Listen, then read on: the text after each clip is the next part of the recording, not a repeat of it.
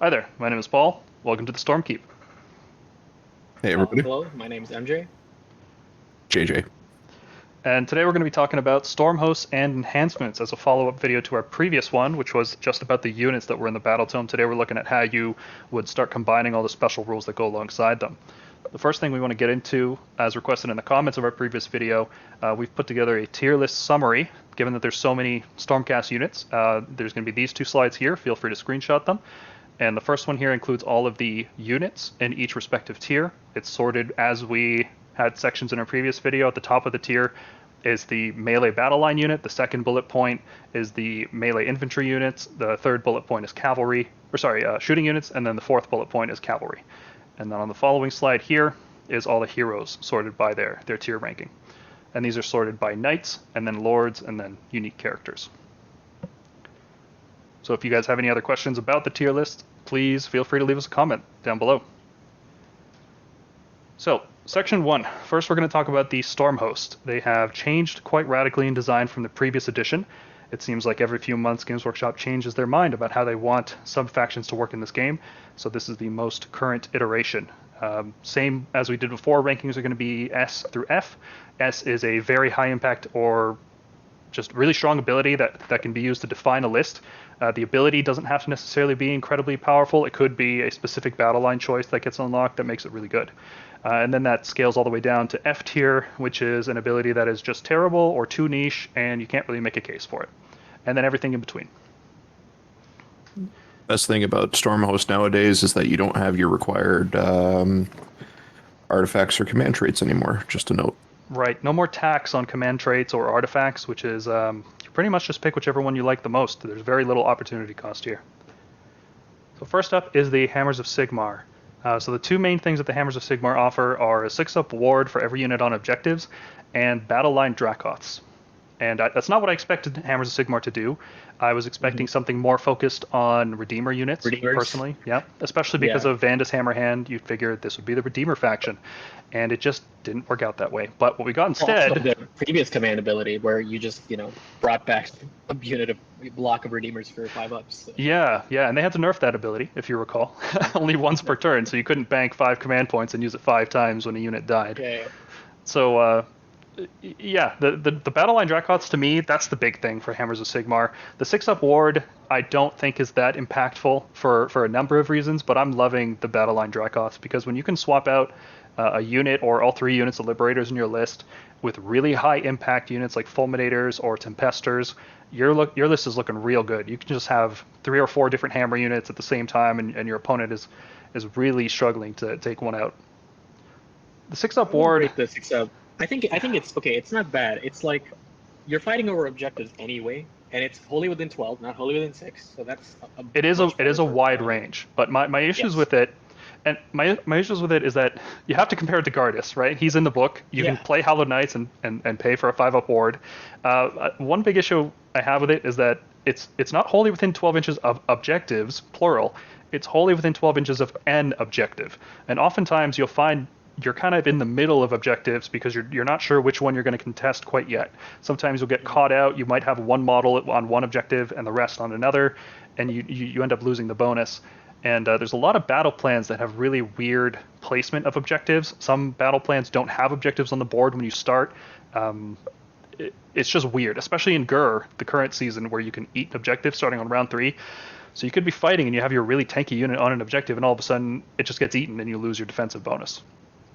But think about it this way: you have multiple ways to get wards on multiple areas of the map, as opposed to Gardas having to be there and provide that aura for you. Mm-hmm. Now, Elite Stormcast or Gardas can move up with his things, and most of your things will get that ward. This just allows you to sort of spread out a bit more and contest multiple things with ward saves. It adds a little more durability to your kill squads. I want this unit to go secure this part of the board. Let's say you send out a unit of 4 Fulminators to one side, and they can secure that and be a little more durable, and it's a good bonus. That means out of let's say 12 wounds of Dracoths, you basically get an average of 2 wounds more mathematically, right? Mm-hmm. It's a little bit here and there. It can add up. I personally don't rely on 6-up wards for anything ever, and for me, if I'm playing Hammers of Sigmar, it's because I either want one of the almost all the unique units are Hammers of Sigmar. So if you want to use one of them, you're probably going to play Hammers. But really, it's the Dracoths for me. I'm really enjoying the unit of Fulminators. I had one game the other day where on the charge they did 54 damage, and then I got a double turn and they did it again. And the fact that I didn't have to spend 115 points on Liberators to bring that unit was great. Really enjoyed that. Oh, it's beautiful. Yep. So I got a bunch of cons here. I feel like they're worth discussing. So another downside is you have to be wholly within 12 inches of objectives. And I've actually run into that issue where maybe a part of your model is hanging off because you have to pile in a certain way, or you're using a big monster like a Star Drake or Karazai or something, and you just can't quite get wholly within 12 inches of the objective. And it does nothing if you're not fighting on objectives. So like I mentioned, there's battle plans without them on the board. There's battle plans where they get eaten. 6-up ward isn't very reliable. I can go entire games without ever rolling it once, or you take so much damage that a 6-up ward wouldn't save you statistically. Yeah.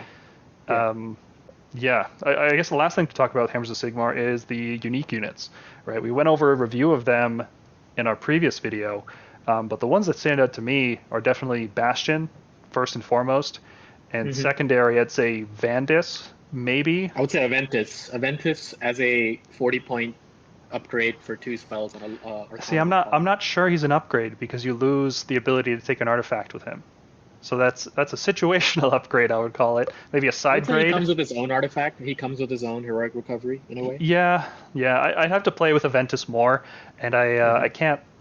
You know what? I love Fulminators so much. I'm willing to try that list with Aventus and Fulminators just to see how he does. Yep, I want to try that too. Yeah. And maybe some Tempest Lords too. That would be sick because that bonus lasts throughout every phase. So if they're unleashing hell, they get the bonus as well. Bastion, Aventus. Vandis is pretty good. You can give 15 bonus attacks to a big squad of Vindicators every single combat phase. That adds up. Or Bastion, make a unit of 10 Sequitors with 5 Grand Maces goes to 15 Grand Mace attacks, which is not insignificant. Yeah, it's not bad. Sequitors are a little bit better with that. If they were more cost effective, you might see them in a lot more lists. I actually think there's potential. If they reduce the cost of Sequitors, you could run Astrea, Vandis, a block of Sequitors, and then some Dracolines, and really move that save bonus around as you need it. Get some armor stacking going on. So most of the Hammers units are just Dracoths and characters is why you play this faction. Yeah, it's A tier. Yeah. A tier is right because as good as this is, it's not quite there. And there's more than one S tier faction in this list, and I'm very excited about that. JJ, you got any input on Hammers? I was just going to say, poster boys for Age of Sigmar, it's good to see that they're seeing some action in match play these days. Agreed.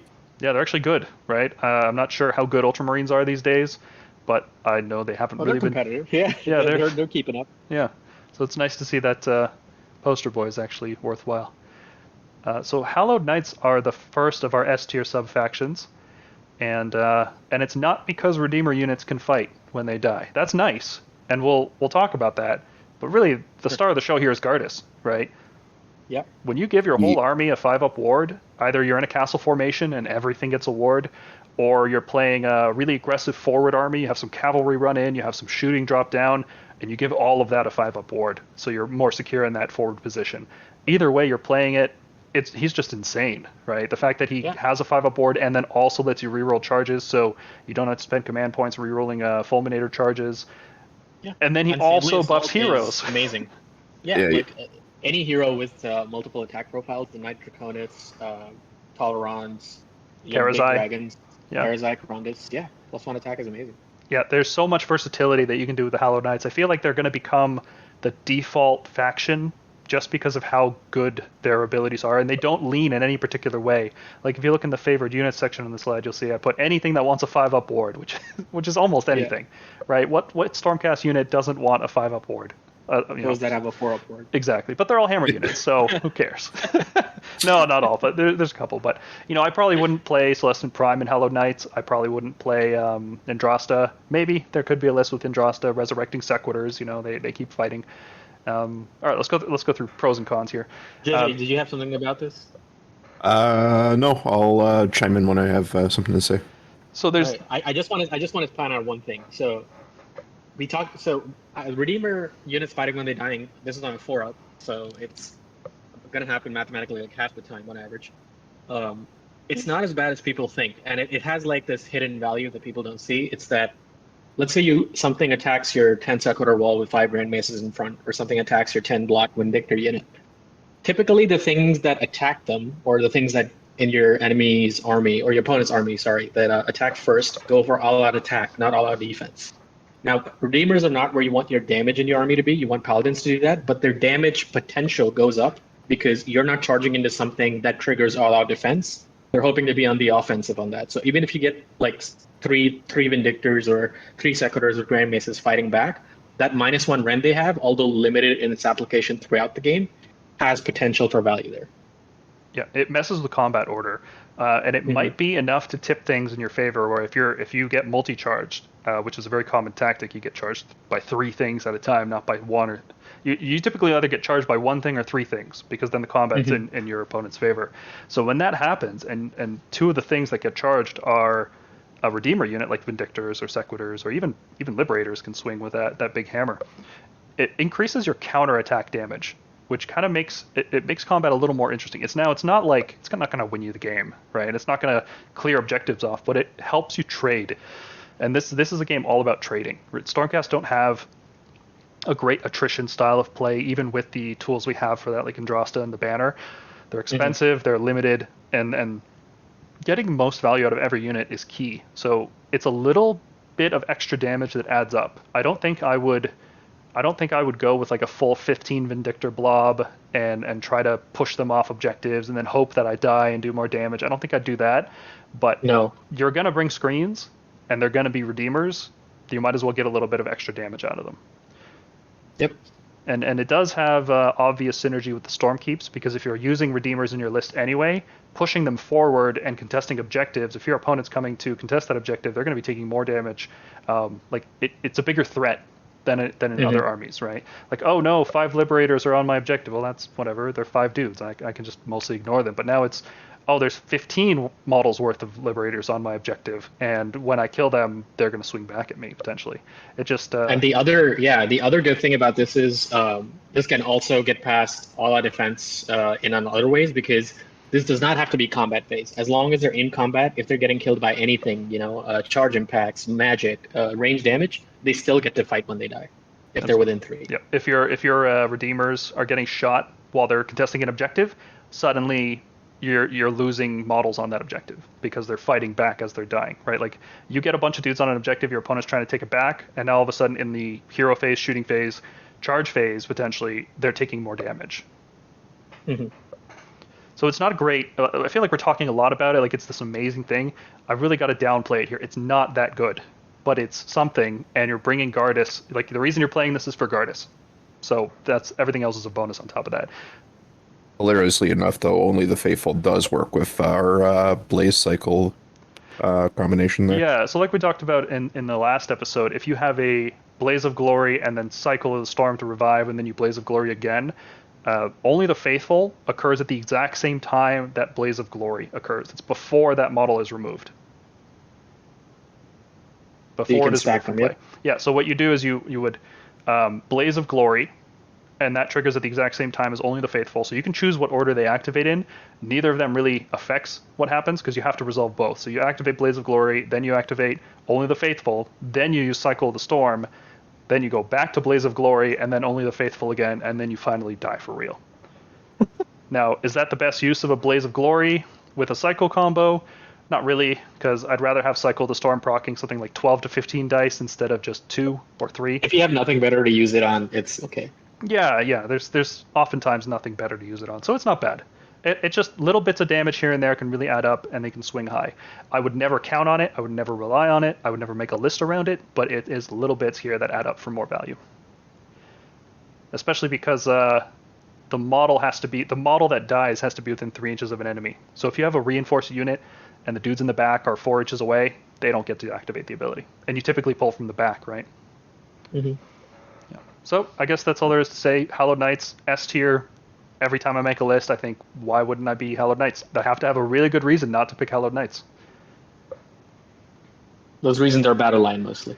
Mostly battle line related, yes. But they are good reasons. Yep. Super frustrating to play against, I will say that. Yeah.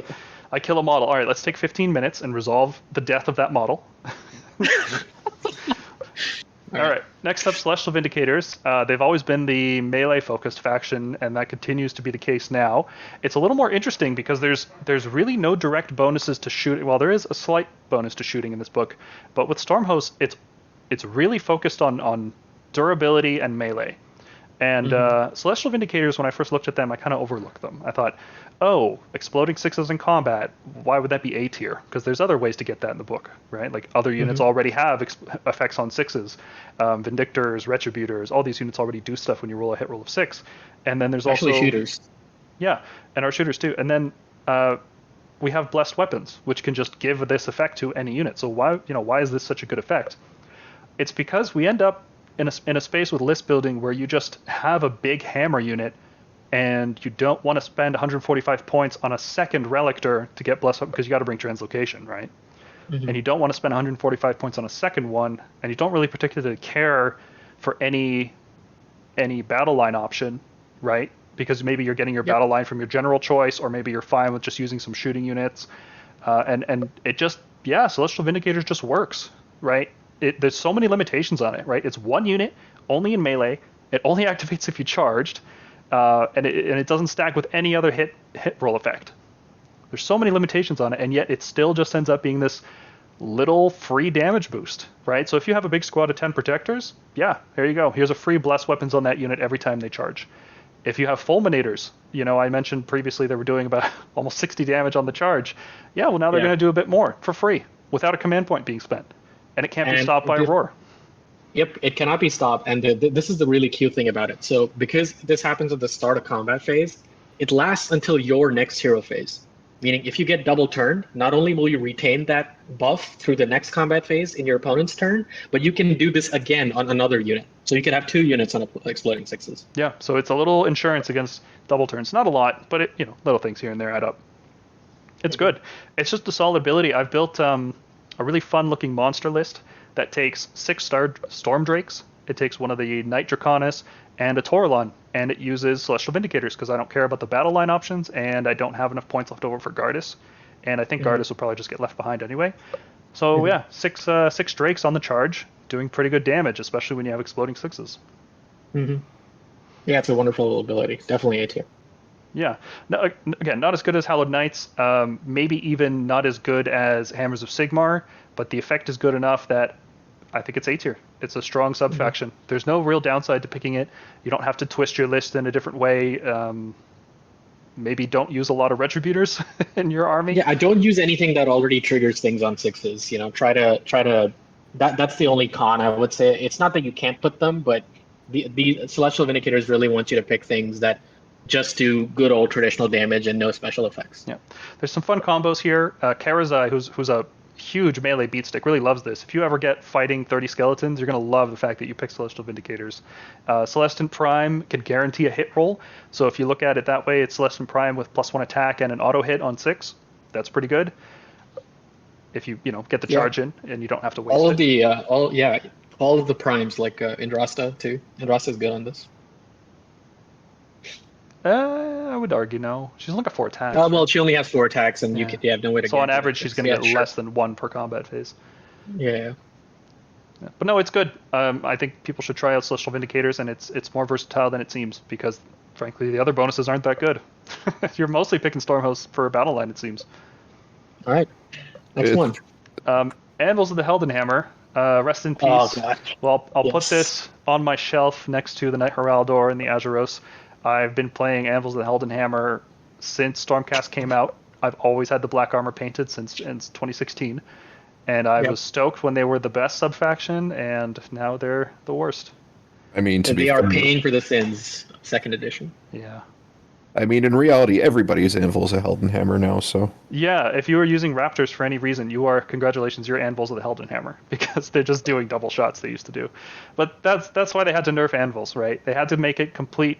They didn't have to make it this bad, but they had to remove the force multiplier on it. It was way too strong. The mighty had to fall, Paul. The mighty had to fall. It doesn't make any sense. It's like, okay, from a narrative perspective, the Anvils have been fighting nothing but death, and then they had that little scuffle with Marathi towards the end of 2nd ed. all death is bravery 10. When is this ability ever going to be relevant? You know what's bad when we're talking lore instead of rules from the start. I know. Yeah. But I would have also Deathly Aura is not what they do. It's like okay, so like Hallowed Knights only the faithful. Yeah, okay, sure, that makes sense. Even from a narrative perspective, they're not about Deathly Aura. They're supposed to be veterans of the old world. Resurrected, old kings of like the old world who have been put into Stormcast files. Yeah, There's literally a lore. Yeah, they should have done something with heroes. Maybe like pick a hero, and if it does the what's it called? If your general's alive on the battlefield on a 4-up, you get a command point, something like that. Maybe this could have been like roll an extra dice for Blaze of Glory on every model. They have this old world soul. It's a powerful soul. It's been plucked from Nagash, so it does a little more damage on the way out. That would have been more useful. Sure. Or veterans of basically what was the heroes of another age, like something about making heroes better. Maybe have them make more CP. I don't know. Just the possibilities are endless, and then they're all better than whatever this is. The only silver lining I can see is that maybe they're gonna get rid of Bravery 10 in the book and all these Death and Demon books. I don't think that's gonna happen because they've had that since Warhammer Fantasy. They're never getting rid of that. They've been fearless forever. I would like it to happen because I think there's too many Bravery 10 armies. Mm-hmm. And a lot of cool rules. It could go to it's possible. Like they could just make it attached to heroes. Like if the hero is present, you have Bravery 10. If the hero dies, you're not. That kind of thing. So let's actually talk about the ability. How it works is at the end of the charge phase, any charge phase, yours or your opponent's, you roll a 2d6 for each enemy unit within an inch of one of your units. Right? So right away you have to roll dice for every single unit. That's usually going to do nothing. But when it does activate, when you roll higher than their bravery, you reduce the damage taken, or the damage that unit deals, I should say, by 2. Which probably won't be enough. It'll save you one Redeemer unit, one model. Yep. It won't save the unit generally. Right? It's not a significant source of damage mitigation. And if it could help against really low bravery, low volume units that are trying to ping you off, 3 or 4 damage at a time. Sure. Yeah. The niche is this. Let's say you have some backline liberators or whatever, and someone deep strikes, I don't know, Kinnerai in an effort to just kill one liberator and take over that objective. Well, that's not going to happen anymore. That's it. Yeah. Sorry. I think you switched. Yeah, my bad. So let's look at all the cons here, just because I really want to hammer down just how bad this is. There's no battle line options. Like, we've talked about other Stormhosts who have bad abilities. Like, Hallowed Knights is not a great ability, but they don't have battle line, but they have a great special character. Anvils just has none of that. So they could have at least given him some kind of battle line option to make him viable. The ability only affects units within 1 inch, not 3 inches, which you might think for standard combat range. You have to roll higher than their bravery, not equal. It could have been equal or greater than bravery. Nothing in our book reduces bravery. We used to have things that reduce bravery. Dracolines used to reduce bravery. We used to have a Deathly Aura on the general of this sub-faction that would reduce bravery, and none of that happens. It only affects the following combat phase. It only affects wounds from attacks specifically, not abilities. So if you have some kind of mortal wounds on a hit roll, that questionable if that works. It doesn't do enough, and it also just slows the game down. And I really hate that. I think they did a good thing removing a lot of rerolls from the game because it speeds up gameplay. But now every single charge phase, you have to roll 2d6 for every unit, and it'll usually do nothing. And it's just, I don't know what units would want this. I can't think of a use for this, and I've been trying. God knows I've been trying. Yeah, it's a shame. Yeah. Well, let's talk about a really good one. The Knights Excelsior. Oof. These guys are my favorite. Yeah, I've loved their fluff for a long time. Their impact on the story has been really subtle, but it's kind of been on the sidelines. But every time I hear them mentioned, I'm always like, yeah, these guys are great. They're completely just genocidal in the name of destroying chaos. Like, they're willing to do whatever it takes, which is cool. Like, that's a nice angle to take for Stormcast. Their actual ability is not great. I would say right now it's not great. How it works is there's a lot of words here, but basically you pick a paladin unit, and if that paladin unit is fighting a bigger unit, you can add 1 to hit and wound rolls, which is really good because it's not a command ability. It makes all your paladins on 2s and 2s already.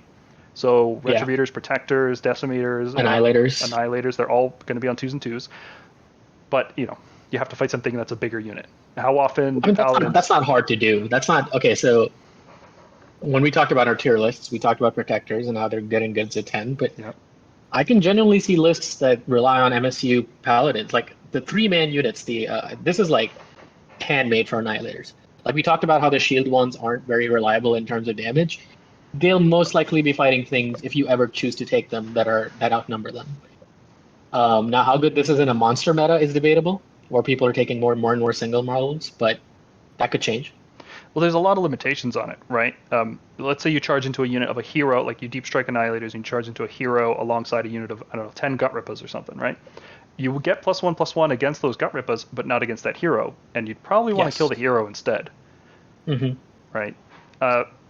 Paladins are also typically our kill big target unit, right? Like when we want to delete something from the game, we throw paladins and Dracoths at it. That's how Stormcast fight. And that is not always a unit of 30 models or 40 models or even 10 models. Sometimes it's just one model, a big monster you want to kill.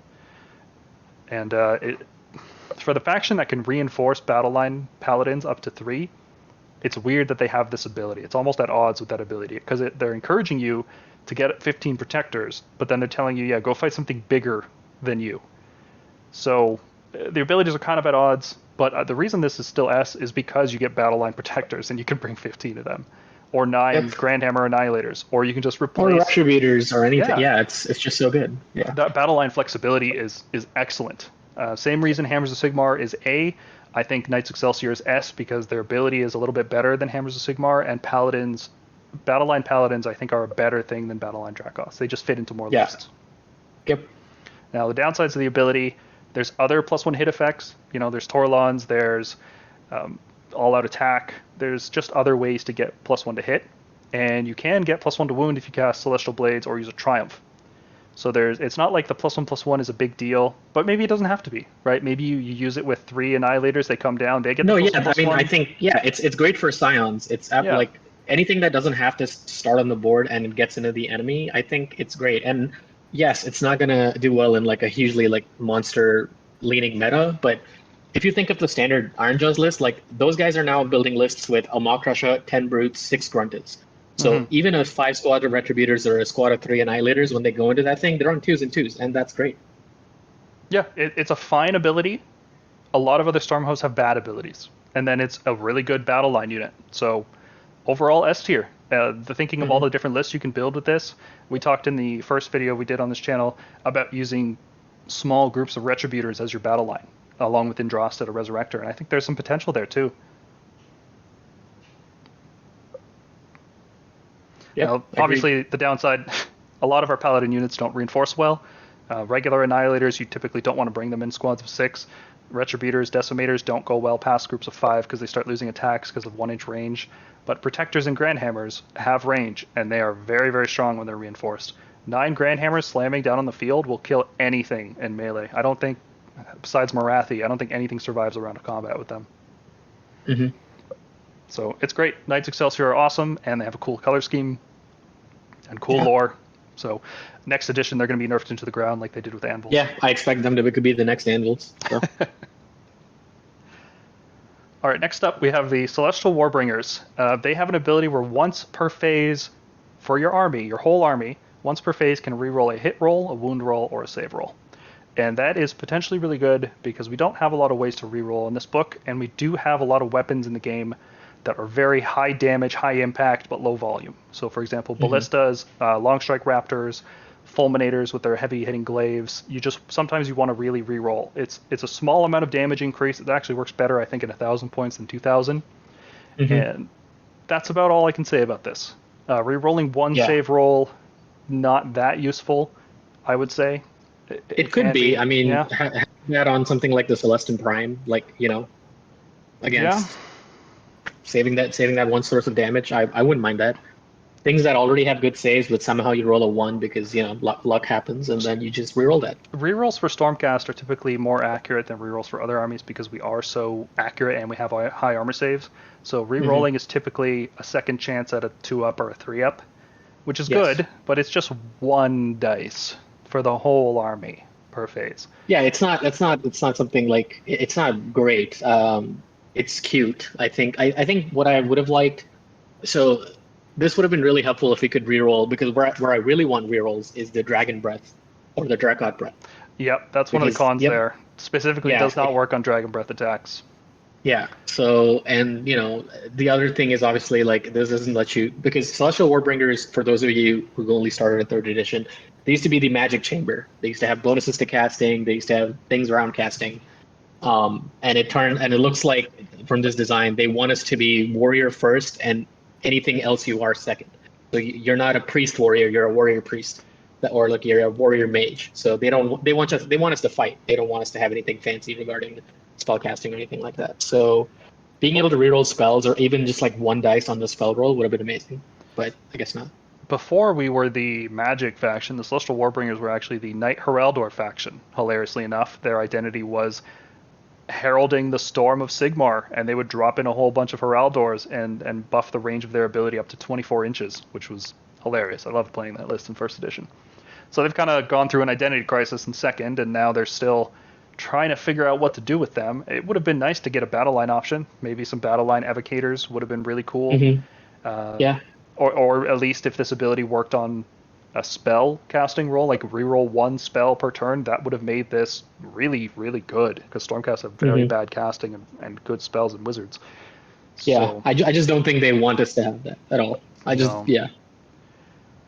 So I should mention it does work in every phase. So when you're using a Thunderbolt volley, you can re-roll one of those dice, and then when presumably the Raptors shoot again in the shooting phase, you can re-roll another one of those dice. And it does work in the charge phase. So if you're using Unleash Hell, it works there. If you have some way I can't think of that lets you attack in the movement and battle shock phases, you can use it there as well. But yeah, I don't see myself ever picking this in particular. I put it in C tier because it's not a bad ability by any means, right? Like re-rolling a ballista shot is really good. Re-rolling just in general is a good effect, especially when you have big hitters like Karazai or Celestin Prime, when you need the accuracy boost. It's not a bad ability, it's just not particularly good. It's one of the better ones of the abilities the Stormhosts give you. Right? Like I would rank this higher than the Hammer's ability, I'd rank it higher than Only the Faithful, I'd rank it higher than probably the next two as well. Like it's not bad at all. The problem is that it doesn't do enough, and the other ones are just more specific with list building because they give you more battle line options, which gives you more efficient lists. Yeah, there's better utilities through other Stormkeeps. Yeah. So I'm wondering how they would improve this one over time, and I'm not seeing it. So I think it maybe should have been put in D tier instead of C, but I'm going to leave it in C because it's not objectively bad. There's nothing wrong with it. It's like if we had like a highly impactful unit like the Cruel Boys Ballista, where it's like, it has one shot. Like, yeah, it'd be really good there. I would love this. In 40k, I played Tau for a little while, and one of their sub-factions gives each one of their units one reroll per turn. And when I first read Celestial Warbringers, I was like, oh, it's going to be like that. And then, no, it's for the whole army per phase. Yep. All right. C, I think, is a fair ranking for this one. I maybe missed something. If you guys think of something that we missed, please drop it in the comments. I would love to hear it because I really, really want this one to work. Moving on to the Tempest Lords, which I initially had in C tier alongside the Celestial Warbringers, but as we go more into list building, I'm ranking them a little bit higher. I don't think they're quite on the same tier as Hammers of Sigmar or Celestial Vindicators, but I think they're not bad either, and the more I think about them, the better they get. So good things about them. I'd say the best thing is you can re-roll a dice on the charge roll, one dice on the charge roll rather than both. Yes. And that's each time you roll a charge. Every charge unit that flies does this ability. It's not once per phase. It's not once per game. Every time you charge. Yeah, I think it's great because it's not as powerful as like a translocate a move charge or like Gabriel Shorehard doing his thing in second edition. But for those of you who played 40k in 8th edition, before their reroll charges rule got changed, so you have to roll both dice. It used to be you can reroll one of the dice. And that made charges, even from Deep Strike, a lot more reliable. And I think that's what this is doing for flying units. Yeah, it definitely favors Scion charges, right? Especially for units like the Big Drakes, Karazai, Celestin Prime. I think later this week we're going to be theory crafting up a list using both of those and using the command trait Shock and Awe, which not 100% sold on, but it could be a fun list to do. The problems with this is that it has no effect on any units that don't fly, and most of our good units don't fly. right? Like our big hammer units, our shooting units, none of that stuff really flies. Prosecutors are not the best unit in the book, I would say. They're far they're from not it. worth the battle line. Yeah, if they need to be cheaper than battle line for you to be, I'm going to take prosecutors as battle line and Tempest Lords. They could even let them have bonus attacks on their special weapons, and I still would think they're pretty bad. They're not great units. They do have a really cool charge, 3d6. Rerolling 1 is really insane. That's a long charge that you can use to dive bomb the enemy right out of Scions, or just move up 12 and then do that. But I don't think you would still use. I don't think you replace all of your screens with this, right? I think you still need some backfield objective holders. So, thinking about it, it's a good ability, and it does benefit units that really want it, like Celestant Prime and Karazai. Toralons would enjoy this as well. Star Drakes, stuff that wants to get in. It's for those people who, like, if you want to play Stormdrake Guard or any of these flyers, and normally when you play these units, you want to buff stack the crap out of them, translocate them, right? But sometimes, like, if you're really afraid about being alpha struck by range projection and you want to put your Drakes in Deep Strike, well, this lets you do that and still have them reliably get into something. So, well, this works with Levitate, no? Yeah, that's something that we're going to mention later when we talk about the enhancements, when we get into spell lores. It does work Levitate. Levitate's a cast value 8, though. So if you're using Krondys, sure, right? You can use one of your spells for a chance to make one of your units fly so that it can re-roll 1 dice on the charge. Yeah, it's a very weird situational list, I'd say that for sure. If there's more ways to fly in the future, this gets better and better. Like if we go to a new realm and there's some command ability where you can pick 3 units and they can fly or something, this gets better and better. It's a fine bonus. It's not incredible. There's better choices if you're going like for raw damage output. You might want to go Celestial Vindicators instead if you're charging them with Karazai. But if you have a wonky Scions list, this is cool. It's a good bonus. It's a good subfaction. Yeah. And the last one on the list is the Astral Templars, which were one of the first ones they previewed. And I think my opinion of it is exactly the same as when they showed it to us originally. So their main effect is that they stop all monstrous rampage effects in their whole army, which is either the best ability in the game or totally useless, depending on what you're facing. They also give you battle line hunters and paladors, which we can discuss in a bit. I kind of want to focus on the monstrous rampage thing first, because that's a good effect, especially if you're reading the Orc book and seeing that they are tying more and more abilities to rampages. Yes. That's a good effect to have. Now, the problem is that there's a battalion that gives you that same effect for troop units, and Stormcast use a lot of troop units. You know, we don't have that many behemoths that we really want to make immune to stomps, because our behemoths are also monsters, which means they're immune to stomps. You know, it makes you immune to also hero units, right? Like I if you want to make Indrasta more reliable by making her all out attack something and being on 2s and 2s, she fits into this because she doesn't go into hunters. Same for things like, Celestin Primes, any of our big heroes. I would say that you can't put any of your fighty heroes that you can't put in Hunters of the Heartland. If you know you're going to be facing monsters every round at a tournament, this is a good pick, right? Even if you don't use the battle line options, just being immune to all that is a good pick, because then you don't have to take Hunters of the Heartland. You could take something else and maybe get different bonuses. So it's potentially S tier, or it's F tier because you're facing another Stormcast list that has no monsters, or or you're facing a Trog list that has no monsters because for some reason Dankhold bosses aren't monsters. It's all over the place. I personally don't like abilities like this. I feel like, especially once we leave Gur and the game won't focus on monsters so much, this will drop off in value. And I feel like, based on rumors we've heard of upcoming faction releases, Fire Slayers are getting new stuff, Idnet's getting new stuff, Chaos Dwarves are coming. I don't know how many of them are necessarily going to be using monsters. If the game focuses more on infantry, this just drops off in value. And the battle line hunters and paladors don't really make up for that. They're not the best battle line choices. They are cool. I like that you can teleport around and do stuff. I think we did a pretty good review of them in our first video. I don't know how many points we need to echo here. Battle line hunters is good, I would say, right? If you can replace a Liberator unit for 10 points and give it the ability to teleport around, I think I would do that. But Paladors, I think, are just not worth their points right now. No, I think, I just think, but they could go down to 190, 180 and be kind of worth it. But they're not worth the cost of admission as it stands. So. Another issue is that the Stormhost here doesn't work on any Cities of Sigmar units, which if you're bringing in allies or if you're playing Stormkeeps, it only works on the Stormcast. So if you're playing against Maw Crushes and you give them a stomp target effectively still. So you bring this cool Stormhost that's supposed to be this meta counter, and then they just completely get around it because they find the right angle to charge you at, which they will because they're super fast and they can teleport around, so you're not stopping them. So it kind of forces you to play only Stormcast, and specifically the Scions version, I would even say, just for more teleporting around. Stormkeeps, I don't see with these guys. Sure. Yeah. So, yeah, I don't know. I don't know how to judge them. Somewhere from S through F, we'll figure it out as the meta goes along. We'll call it A just for this season. I think it's A. It's playable. It's good. It depends on how you build your list, obviously, but don't expect this to be A tier or throughout by the end next year. My initial impression is that these guys are B tier along with Tempest Lords. I don't think they're on the same level as Hammers or Vindicators right now. Yeah, that's fair. Yeah, that's fair. But I think I would put them on par with Tempest Lords, where it's a situational pick that you can make, and they're good in that situation.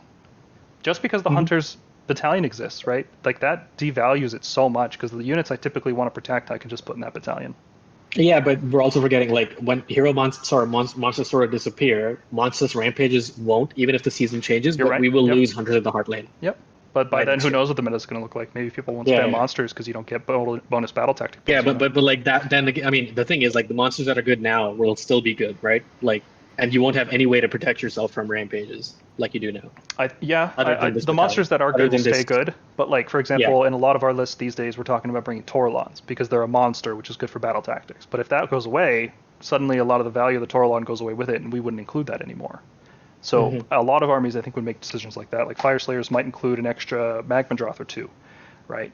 People might just try casting that spell to make themselves a monster and then try to take advantage of the monster's rampages. And a lot of that just goes away. And I think Astral Templar value decreases. Yep. So, yeah, I think that's about all there is to say about the Stormhosts. Overall, the best ones I'd say are Hallowed Knights and Knights Excelsior. And the second best are Hammers of Sigmar and Celestial Vindicators, which is a huge improvement over our previous edition where we had Anvils were the only good one. Hammers were good if you wanted to play Gavriel. And that was it. End of list from second edition. Definitely. We've got a lot more options now, a lot more room for unique list building. Yeah, the fact that you don't have to take a tax makes it a lot more interesting. Yeah, I love the bloat cut down. It's like, okay, just customize everything except an army-wide trait. Yeah, that's beautiful.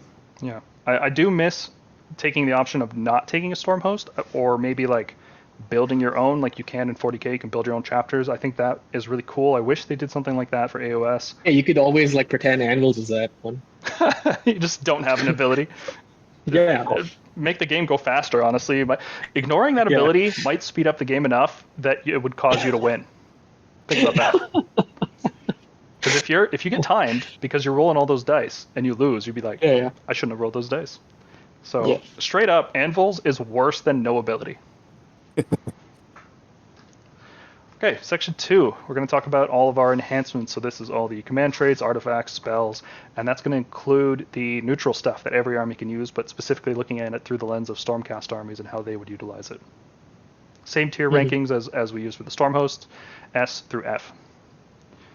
Starting off, we're going to look at the command traits. We'll look at the Stormcast ones first. Now, the first one on the list is Shock and Awe, which used to just be an ability that we had all the time. Now it is there as a command trait option. I didn't like it in second edition. I don't particularly like it now, even though I am trying to make lists around it, because it has some cool interactions, right? So it's any Scions of the Storm unit that was set up in the movement phase. Doesn't say you have to be set up with Scions, just set up in the movement phase. So if you use Vanguard Hunters, they would count as that. If you use a Vexillor Banner, they would count towards that. It doesn't work on translocation, but it works on a lot of abilities that make you set up that unit in that phase. And there's no range requirement, right? If your general's anywhere on the battlefield, that unit has -1 to be hit that turn. Now, the problem with that is you're either going to take so much damage back that -1 hit won't matter, in which case, why are you charging out of a setup? Or you're going to kill whatever you attack, and then you don't need the -1 hit. If it lasted until your hero phase, or something, I don't know. So, okay, I agree with the D tier classification, and purely because it's extremely niche. It literally happens in this scenario where, let's say your opponent screens really well, or I don't know, has like a Maw Crusher in the center, and 10 brutes on either side. And so you have to pick an angle at which to charge the Maw Crusher or something to kill it, and then you'll be stuck in combat with some brutes. You're going to kill the Maw Crusher with like 4 Annihilators. Put the other 2 into the brutes, and then if brutes survive, they'll hit you back. And if you don't want to take any damage, -1 is okay. Like, okay, he's gonna pop all out attack, obviously, to get rid of that. But that's literally the only scenario I can think of where it's like you have to charge something that's next to something, but you cannot afford to focus your attacks on that other unit. Yeah, and it has to be out of a setup charge too, right? Which makes it automatically less reliable. A lot of units that we have that could do that kind of tactic that you're describing are split attackers like Fulminators, where they could split their attacks half and half and wipe out 2 units, and then you know whatever damage they take back you could mitigate. But because what I don't like about what I don't like about this is like this would have been extremely good to have if you could use the Impertinence ability more than once. So like I could have 2 units of Annihilators on either flank charging them at the same time, and then I attack with one and it's their turn, they attack me, but they're on a -1 to hit. So that would have been more impactful. But considering you're only dropping things one at a time, I don't think so. I think the only thing keeping this ability out of F tier for me is that Tempest Lords takes really good advantage of it. When you drop a bunch of units in with Scions and then they're re-rolling 1 dice on the charge, that's pretty good. I really like that, especially if you have, Celestin Prime always just dies after he charges in. I think even with a 4-up ward, he's still killable. And -1 hit really goes a long way to stacking onto his already impressive defense. So that, alongside with a Karazai maybe dropping in and getting a reroll because he has a flyer as well, I think there's potential there, and I want to try to build that kind of list. So I'm putting it in D tier. I don't recommend anyone build it necessarily. I don't think it's going to be man. Nobody's taking Karazai and Shock and Awe. You're taking. We'll discuss it, but you're not taking that. Well, that's the thing. In Tempest Lords, you might not take the other one, right? True. Yeah. Okay. Because it doesn't work on Prime. It doesn't work on. But yeah, D is. I think it's niche enough to be D. I think maybe like a C. Yeah. So, Staunch Defender. JJ, do you recall what Staunch Defender did last edition? Because you're fairly new to the game, but maybe you remember what Staunch Defender used to do. I remember that it gave you a pretty good save buff there. Now it's a husk of what it used to be. Yeah, and it was. I would rather take Shock and Awe over Staunch. Yes, it was really, really good. Oh, that's another thing about Shock and Awe. It only works for Sounds of the Storm units, and the only units that get Sound of the Storm are Stormcast. So none of these allies or anything. In case you're thinking of shenanigans with that. Anyway, back to Staunch Defender. Staunch Defender in first edition was insanely broken. And then in second edition, it was, unless you're playing Anvils, you should be playing Staunch Defender. And at the start of third edition, before this book came out, Staunch Defender was insanely good because it was an all-out defense everywhere around your general all the time. Yeah. Yes. It was like a proto Gardas almost. Yeah. And now it sucks. More recently, Gardas is the best. Gardas, number 1. Stormkeep. Yeah, this paid for the sins of people being annoyed against 2-up Star Drakes. That's why. Yeah. Stormkeeps are situationally useful, and the reason they're useful is not because of this ability where if your Redeemer gets charged on a 3+, you can deal D3 mortal wounds. That's not why you picked Stormkeeps. So re-rolling the damage that it suffers, is it the damage or the... Couldn't have been if it was re-rolled at 3-up, because it's not automatic. Like you have to roll a 3-up and then do D3. If you could re-roll that 3-up, that would be far more useful. If it was just guaranteed D3 when you get charged, that's pretty good, actually. That's like, from second edition, there was a spell, Shield of Thorns. If you get charged, take D3. If this just made your army that, and it wouldn't even be broken because it's just Redeemer units, right? So, just to be specific here, it's not just damage, it's re-roll the dice that determines the number of mortal wounds. Yeah. So it's very situational. Yes. Yeah.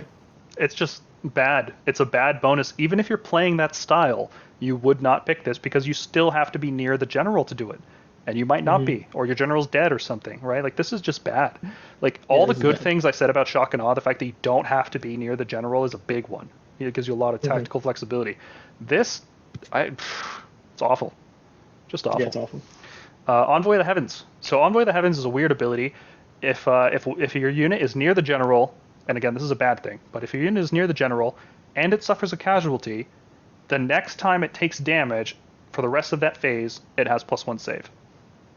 So it sounds like a lot of restrictions, which could kill the ability, but I've actually found it to be pretty useful because a lot of times people will hit you with multiple sources of damage to try to wipe a unit out. Now, obviously, it does nothing for single models, right? And you have to be near the general, and it does nothing if you just get wiped out in one big attack. But frankly, none of the other command traits would help you in those situations anyway. right? Yeah. Like single models, you might want to go Master of the Celestial Menagerie, but the other ones are just junk. So if you look at it in terms of opportunity costs, Envoy of the Heavens is not that bad. And if you start looking at it as, oh, I have reinforced units that are going to require multiple rounds of attacks, both shooting and combat, that's like getting a free AOD if somebody hits you with a D3 mortal wounds. Yeah, considering how outnumbered Stormcast are likely to be, even with, Redeemer heavy lists, so the chances of you fighting two things at once and losing a model and then not losing anything to the second set of attacks is great.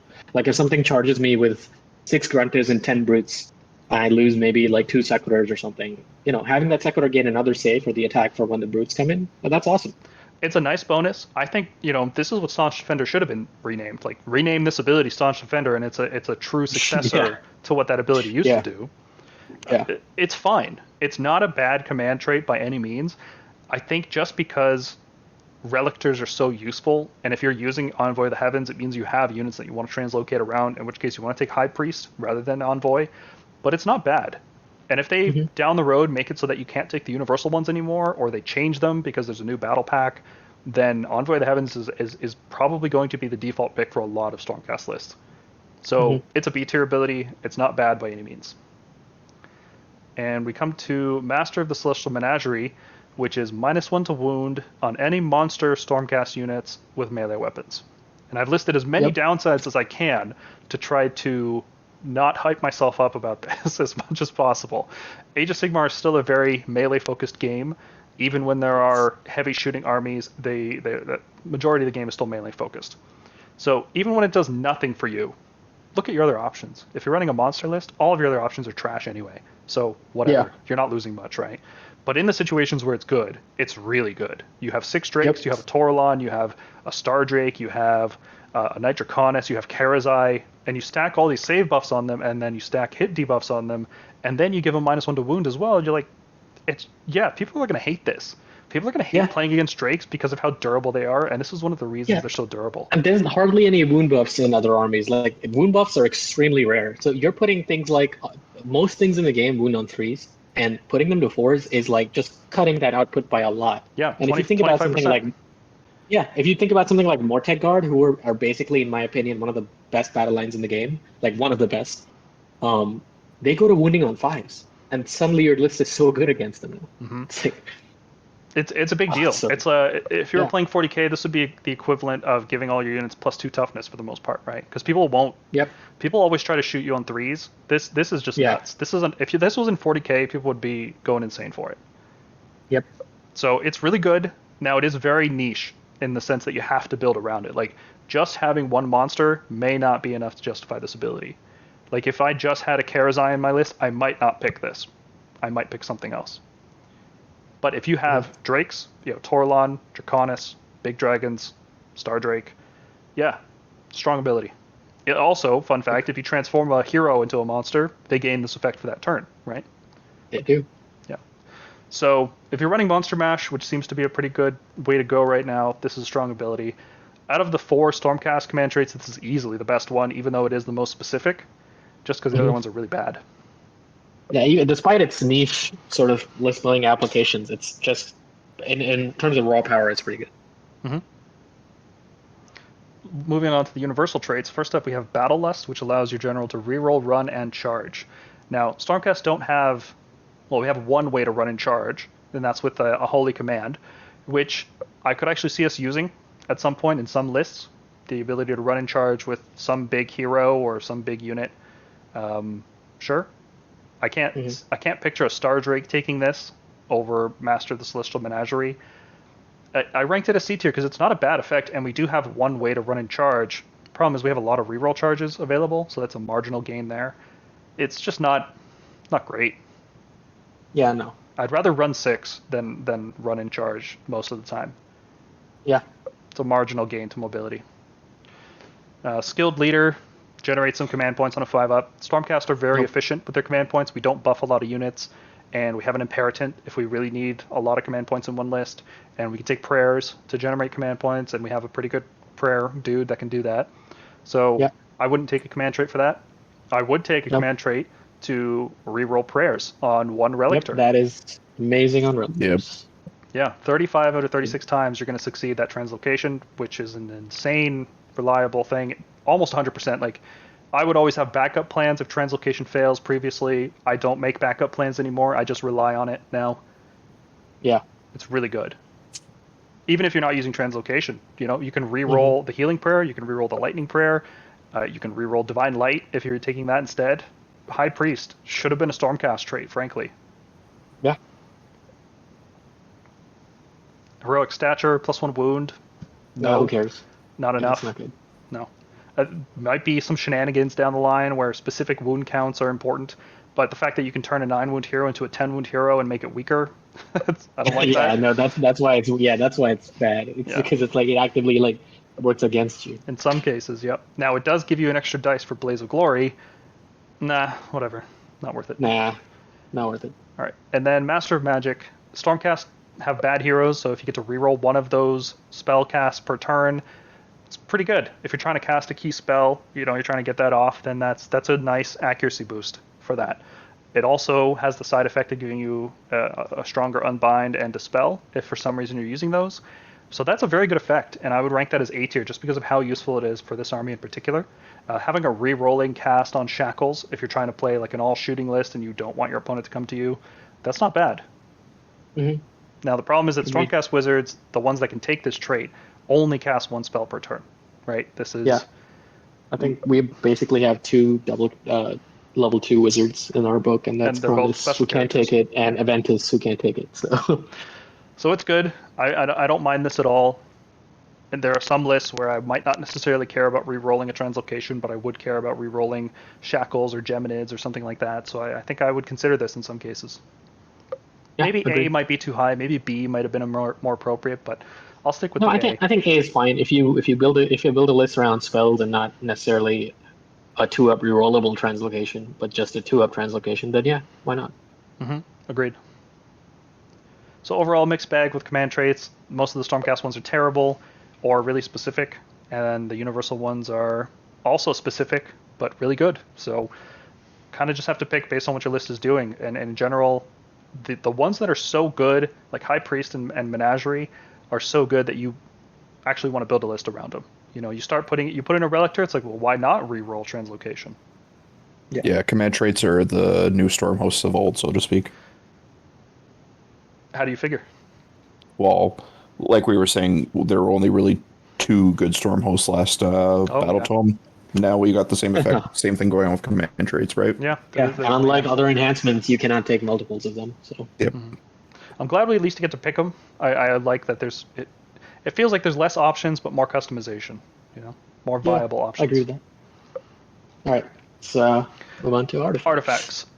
Short version, all of our offensive artifacts are junk for so many reasons that I'm sure everybody already knows. Do we need to point them out? I half don't want to even discuss them. It's just, oh my god, but let's just go through them. One thing I want to mention, I don't even care about Blade or Hammer, but the Fang of Dracothian, even in the best case scenario where on the first turn of the first round of the game you wound a hero and then it deals 1 mortal wound for the rest of the game, that damage is just going to get healed through with heroic recovery, or you're just going to kill them before it matters. Like if you're hitting them it's like with a hero, you should be killing him. Yeah, like who cares about 1 mortal wound, like 5 mortal wounds over 5 turns? Like nobody. Well, it would be 9 mortal wounds over 9 turns. Oh yeah, it's end of each turn. Yeah. Sorry, the game's not going to go that long. Like what hero is going to, if you hit Manfred, I guess he's going to bleed out, but he's just going to heroic recovery every turn. Like it's such a. All the offensive Stormcast artifacts are junk. They're not even worth talking about really, but the defensive ones can be quite good. So Drakescale Armor is one of the few ways to reroll saves. Now I'm kind of ranking this one a B tier because I don't know 100% if D3 damage counts as damage 2 or more. Like is D3 equal or more than damage 2? I don't know. I don't think they've defined that clearly. So if it doesn't count, then this is a B tier artifact because it only works on damage 2, 3, 4 weapons, and there's not that many of those in the game. A lot of it is D3. Yeah. And even then it does nothing at all against damage 1 weapons, which you could just get mobbed down by a bunch of witch elves or bow snakes. They do 1 damage apiece, and then you'd probably be thinking to yourself, I should have taken the Amulet of Destiny. Yeah. Right, I think Amulet is way more impactful than this. Yeah, and there's not really many situations where I would think to myself, hey, I want to take an Amulet on one hero and Drakescale Armor on the other one. I think what I'd rather do is take the Amulet on one and Mirror Shield on the other one. Because Mirror Shield's amazing. It's really specific in what it does, but what it does is so good. I love it. It just keeps getting better every edition. Second edition it was -2 to hit rolls, and now you just can't be shot. Yeah, and so to give you some perspective on this, Cruel Boys have 2 ways of avoiding avoiding shooting in general. And one of these is they have a sub-faction that in the first battle round doesn't let them be seen beyond 12 inches.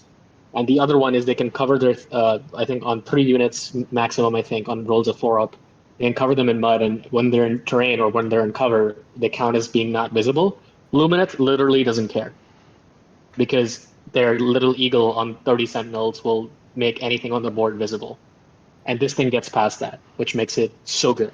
Yeah, it wrecks Caradron, Seraphon, Lumineth. They're trying to kill your support hero.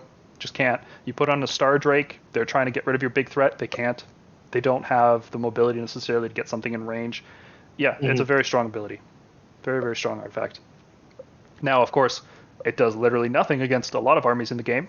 If you have shooting attacks that don't need to roll to hit or target, it's like an ability in the shooting phase or magic or all kinds of stuff. This just does nothing. So it's very specific, and you have to always wait against your other options. Amulet of Destiny is one of them, if you're just more worried about taking damage in general, or if you just want more value in a list, you can go with an Arcane Tome, which we'll talk about. And the last one is the Amulet of Silvered Sigmar, which is not fun to say. Enemies can't reroll hits against the bearer, which would have been really good in second edition. Yeah, this would have been good, well, not anymore. Well, okay, so let's think about. I don't know about when I think of sources of rerolls, I think of this is one of those things where it's written for things that are still stuck in second edition with rerolls. But even though most of those got FAQ'd out, so I'm not sure what this is for. Even in second edition, I would not have taken an artifact. This is a good War Scroll ability. This would have been a good command trait, actually. A good command trait, sure. This could have been a good Stormhost ability, right? But this is not a good artifact, because it only works on the one unit that gets it, and there are better choices for defensive artifacts. Now, I've been talking, maybe they're going to completely change up the battle packs. Maybe we're not going to have Amulet of Destiny anymore in the future. I still wouldn't take this, right? I'd rather take Drake-Scale Armor. Yeah. It's not good. And I don't even know why I put it in D. I think maybe just in case there's some kind of future meta where all of our artifacts are completely thrown in the air. It's not as bad as the Fang of Dracothian. It does something as opposed to. I could legit see. This could maybe see some play if, let's say, the command ability for this edition is, your monster fights at full capacity. The next one could be you could give one thing rerolls. Yeah. I don't know. Maybe it works there. Yeah. The game would have to change to make this worthwhile. And I don't see it happening, but it could. Yeah. So overall, Stormcast artifacts, there's 2 good ones, arguably. There's 1 really good one, and then 1 okay one. The rest are junk. Just ignore them. However, there's 3 more. Sorry, I forgot about these ones. There's 3 more, yeah. Because they're just forgettable. Quicksilver Draught, Fight First is a good effect. I don't know how good it is because Stormcast heroes are not that punchy. The punchy Stormcast heroes are all special characters, right? Bastion, Celestial Prime. The thing is, I would love this on Krondus, because he's not as fighty as his cousin. So it would mean I would get to fight first because I charged, and then when it's my opponent's turn, if I didn't manage to kill whatever I was attacking, I can do it again. Yeah, I can't even see a situation where you have a big hammer unit like Fulminators charge in alongside a fighty hero, and you want them both to fight at the same time. That's a really good effect. How useful is it? Not very. Maybe a Star Drake might want this once per game, but I'd rather take the Amulet. But then, I don't know. I don't Defensive artifacts why would you just take the Amulet on Star Drake? Yeah. So it's not a bad effect. If they get rid of a lot of other artifacts, it could see some use. A strategic fight first once per game. That's worth a Warlord battalion, maybe. Luckstone. Yeah. The only uses I can see for it are a guaranteed hit roll of 6 or a guaranteed 12-inch charge. But when do you really want this? I can't think of a single thing that can take an artifact that I would want this on. Yeah. Maybe a Knight Draconis, because the idea being the Knight Draconis doesn't have the same hero phase movement as the Stormdrake Guard, so he can't keep up with them. And if you really want to, I guess, get the Night Draconis also into combat, you could Deep Strike him and guarantee your charge with Luckstone. But if you Deep Strike him, he's not going to be able to use his Double Breath ability. Oh, sure. I mean, like I said, it's extremely niche. If you want to save, not do the breath in the first round, but on the second rounds or whatever. But let's be clear. Guaranteed 12-inch charge is a strong ability, and it is worth an artifact slot if you can figure out how to use it properly. If you ever end up getting a hero who can take this, and he's like just fighting right out the gate, like in the future, maybe with a second wave with models, sure. Yeah, when the second Thunderstrike units come out in about a year. Yeah. Sacrosanct Thunderstrike, baby. Obsidian Amulet, once per game, you can make yourself immune to spells. That the bearer becomes immune to spells, which is, again, a really strong effect against specific threats. Caradron drop in with the Warp Lightning Vortex, Teclis, Croak, Nagash, charging you with 8d3 mortal wounds on Arcane Bolts. It's just... These are like, it's just so specific. It's like they're built for League games and not, They're built for which is okay. Not everyone can be. Right, you put this in a sideboard. I know I'm facing Teclis. Okay, slot this in. Which, by the way, more tournaments have started to do. Like there was a tournament I think 2 weeks ago that did this. That you brought two lists and you had to play both of them at least once. And that was I just can't think of a time when Stormcast in particular, the army with access to 4-up ignore monstrous cavalry and dispel scrolls and basic heroes would need more defense against wizards. Yeah. Just fair. Not seeing it. I mean, I guess only like you said, Nagash. Nagash is 83 mortal wounds. I'd rather not take 43 on my Night Draconis. Well, if you're fighting Nagash, you're gonna win. Like, no offense, but like 10 protectors and double tap raptors are just gonna kill him before he can do anything. Yeah, I guess. Yeah, sure. And he's more likely to miscast. Like once in the first 2 rounds, he's gonna miscast probably. Yeah. So, I don't know. I'm not too worried about Nagash. I might be worried about Croak if Croak was stronger or had longer range. I might be worried about Teclis. If he had more offensive spells. I might be more worried about the Warp Lightning Vortex if it didn't have to set up more than 1 inch away from models. Just there's not a lot of good cases for this. It's really good in those cases. There's just not a lot of them, and you can probably live without it. Yeah, I don't think it's worth once the battle, but nothing that's currently that I would put it on. Right. No. That's all I have to say about that. Especially compared to the Universal Artifacts, which unbelievably good. I can't believe we're so blessed to play a game of Age of Sigmar with the Amulet of Destiny and the Arcane Tome at the same time. Unbelievable how good these artifacts are. For those of you who don't know, Arcane Tome is the reason people aren't taking what's the name of that wizard in the Iron Jaws army? Some shaman. That shaman is no longer seeing play. Yeah. Because the best thing to do is put that on a mock shift. Yes, your cabbage is now also a wizard. Yeah. And it's a better wizard than the other guy. Yeah. Yeah. The Amulet of Destiny, if you've played any 3rd edition, every single list has an Amulet of Destiny. We've already said so much about the 5-up ward between these 2 episodes. What else is there to say, right? Yep. It's a 50% durability increase. It takes 50% more wounds to kill you on average. And that's just insane in any army. I can't think of an army that doesn't want that.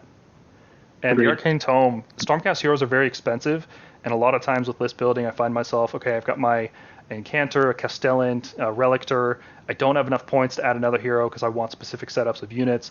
Okay, cool. Yeah. The Relictor is now also a wizard. And he's a lord. Mystic Shield is so good this edition that you never not want it in a list, right? Yep. So the small additional utility is worth losing a 1-drop. In most cases, I would say I would run a Warlord Battalion instead of Battle Regiment just to get an extra wizard. It's another Unbind, it's another Dispel, it's another Mystic Shield, or Celestial Blades, or Chain Lightning, or whatever. It's just good utility. And the fact that for some reason our Lord units have different ranges than our Knight units, it just further devalues the Knight Arcanum. Rest in peace. And Seed of Rebirth to reroll Heroic Recovery. No, never. Why would you take this? No. We're Bravery 9 and 10 heroes. We don't need to re-roll it for the most part. Just take the Amulet of Destiny instead. Yeah. That's all I have to say about that. Yep. That's right. Yeah, let's talk about the spell lore. So Stormcast spells are, I would say, overall an improvement over the last book. The last book had a lot of generic deal light amount of mortal wounds with high cast values in low ranges. It was, I think by the end of 2nd edition, you could call it one of the worst spell lores in the game. Say that again. By the end of second edition, the Stormcast spell lore in that book, the second edition book, was maybe the worst in the game. It was really bad. I agree. Literally, the only spell worth salvaging was Azerite Halo. Maybe Starfall early on, where you could randomly. Last Starfall was terrible. You could. Which one was Starfall? Roll a 6 up. Starfall was the one where you rolled a dice for each model, each unit on the battlefield. On a 6, it did 1 more wound. Yeah, I used that in my Anvil Strike list because sometimes you just weren't in range to do anything else. Sometimes you weren't in range, man, and it's like, I would rather do Lightning Blast. That had an unlimited range of D3 more wounds. Yeah, Starfall was so bad. I liked it, but please don't defend that spell, please. I'm gonna defend it. I don't care. I liked it. I used it, and I was good at the game. So come at me. Okay, so Lightning Blast is still there. It's still easy to cast. It's still infinite range. You still can't choose what you hit. It has to hit the closest enemy model, but it's nice on Knight heroes because they have lower range on spells typically. This is infinite range. It gives them something else to do. Yeah. I'd rather cast one of the next 2 spells instead, or Mystic Shield. Can't see myself casting Lightning Blast. Really. I used to use this a lot with second edition, where it's like if my Knight, because Mystic Shield wasn't worth it back then, but so this thing used to be okay, I'll just cast it and do D3 to something. Mm-hmm. Yeah, and that's still useful. Softening things up in the hero phase is really useful, especially I would say on a hero like a Toralon or Krondys, so you can help score battle tactics. Like if you want to kill stuff with a monster, something's got 2 or 3 wounds left, you might want to just plink it off and then get the battle tactic easy. Yeah, I think changes to Arcane Bolt and then Mystic Shield becoming so good this edition sort of devalue this spell more, but it's still fine. It's still a niche spell. It's fine. Yep, the C tier, it's there. I don't see myself putting it in a lot of lists, but it's not bad. Azerite Halo still works on melee and shooting. Still really good. Right now, it's not so good because we're not in a high volume attack meta. Right? Yeah, but that could very easily change. It could. Yep. Witch Elves are always there. Hearthguard Berserkers are right around the corner with the new Fireslayer book coming soon. Mortec Guard, even, Yep. Anything that wants to do lots of damage, especially against other Stormcasts, if they're using crossbows, you're going to be glad you have Azerite Halo. On Unleash Hell, it's hilarious how many wounds you can do back to them. And when you have and it's because our saves, because our saves are already, the armor saves are pretty good. So if you can have a 2-up or 3-up save and you're just tanking all these attacks and just getting free value off on the top with mortal wounds, because this works on shooting too. It's just, it's so good. Now, one good thing about this is even if you die, right, you're still going to deal mortal wounds back because the saves happen before the wounds are allocated. Right. So after all the attacks are resolved, you might die, but you're still going to do back all the mortal wounds that you did from save. Well, also it gets past any rend that goes above your save because it's unmodified 6s, I think. Yeah, when's that going to happen against Stormcast? Who's going to hit you with a rend attack? Okay. I'll tell you when exactly. If you're bad enough to take a Drakesworn Templar and you get hit by -3 rend. That's it. You still have your options, man. You still have AOD. You still have Mystic Shield and Castellant. I know. I'm just thinking. Stormcast. If you're saving on 5s, you're doing it wrong. Yeah. You should be on 2s and 3s all the time with Stormcast when you're getting hit. You should manage your save rolls appropriately. Yeah, it's good. Azerite Halo is fine. I think it's easier to cast. I think it's a 5. Yeah, all of our spells. It was always a 5. It was always. I thought it was a 6. No, I think it was. I think it was always a 5. Not worth I might be wrong, but it doesn't. Whatever. It's whatever. Celestial Blades. Halo. Yeah. Celestial Blades is the best spell in the book. You want to take one of this in every list. If you're taking an Incantor in every list, you should take this spell at least once in every list because you will have some melee unit in your army that wants to use this, unless you're exclusively using Grand Hammers. Yeah. Or you're just using Deep Strike. Even then, it's good. Also, it's so good in the if you ever manage to fight a Stormcast mirror who's using Drakes with that Celestial Menagerie trait, this thing counteracts it. So. Yeah, it's just a solid ability. I can't see a reason not to take it. Yeah, bring it. Use it. It's good. Chain Lightning. Yeah, just keep in mind it doesn't work on shooting, just on melee. Chain Lightning I ranked higher than Lightning Blast because it's D3 mortal wounds targeted rather than the closest thing, and I'm finding it actually quite useful on Toralons in my list because I bring them specifically to score battle tactics. I have enough wizards to cast other spells like Halo, Celestial Blades, and Mystic Shield, and sometimes I want a D3 targeted mortal wound effect. The fact that it does area of effect damage, not a big deal to me. I just like it on Toralons for battle tactics specifically. So that's why. Otherwise, I would probably rank it C or D. But specifically because monsters can cast it, I'm enjoying it. I have one gripe with this spell, exactly one. It's that Cities of Sigmar has this exact same spell, except the splash effect is also D3 more wounds. So like, how did that happen? Well, you see, Sigmar was drunk.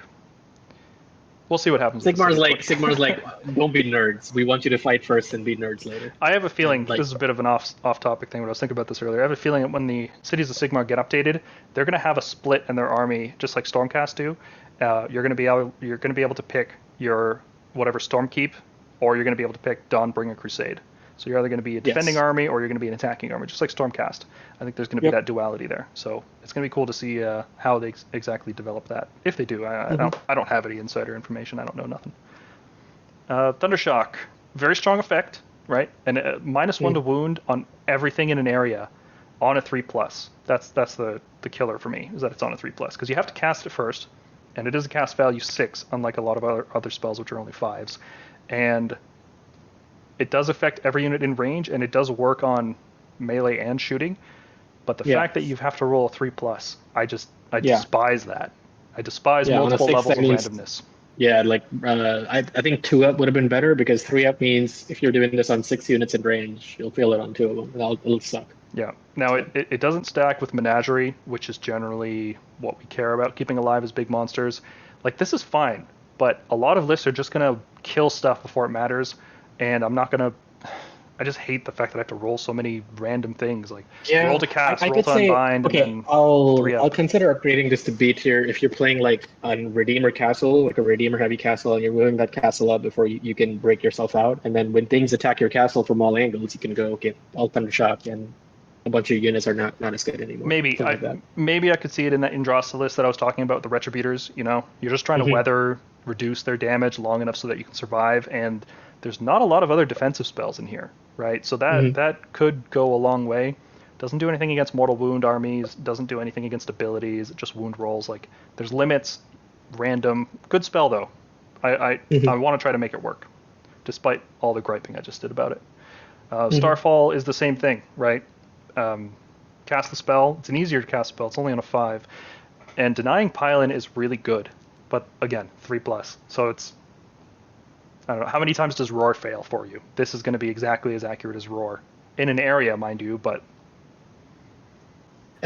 don't like that 3+. I mean, if it was, I don't know if I like 3 inches at that point. You maybe hit 1 unit with that, if I'm being honest. Yeah.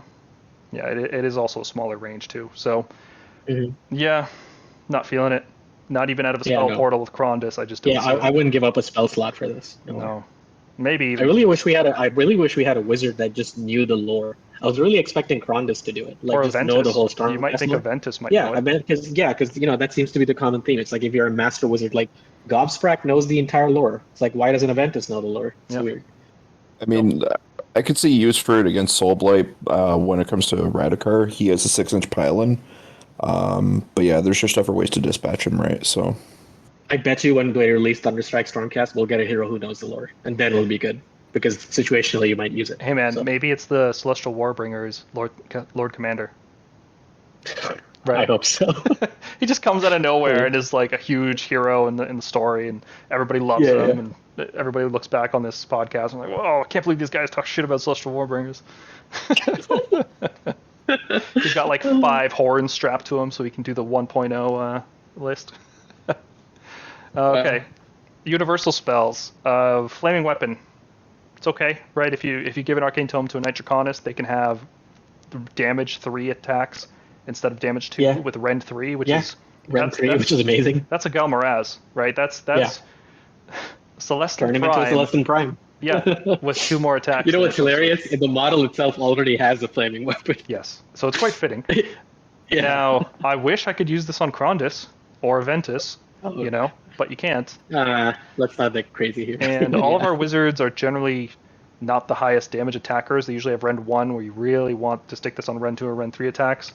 So marginal value on a Toralon or a Lord Arcanum of any kind, really.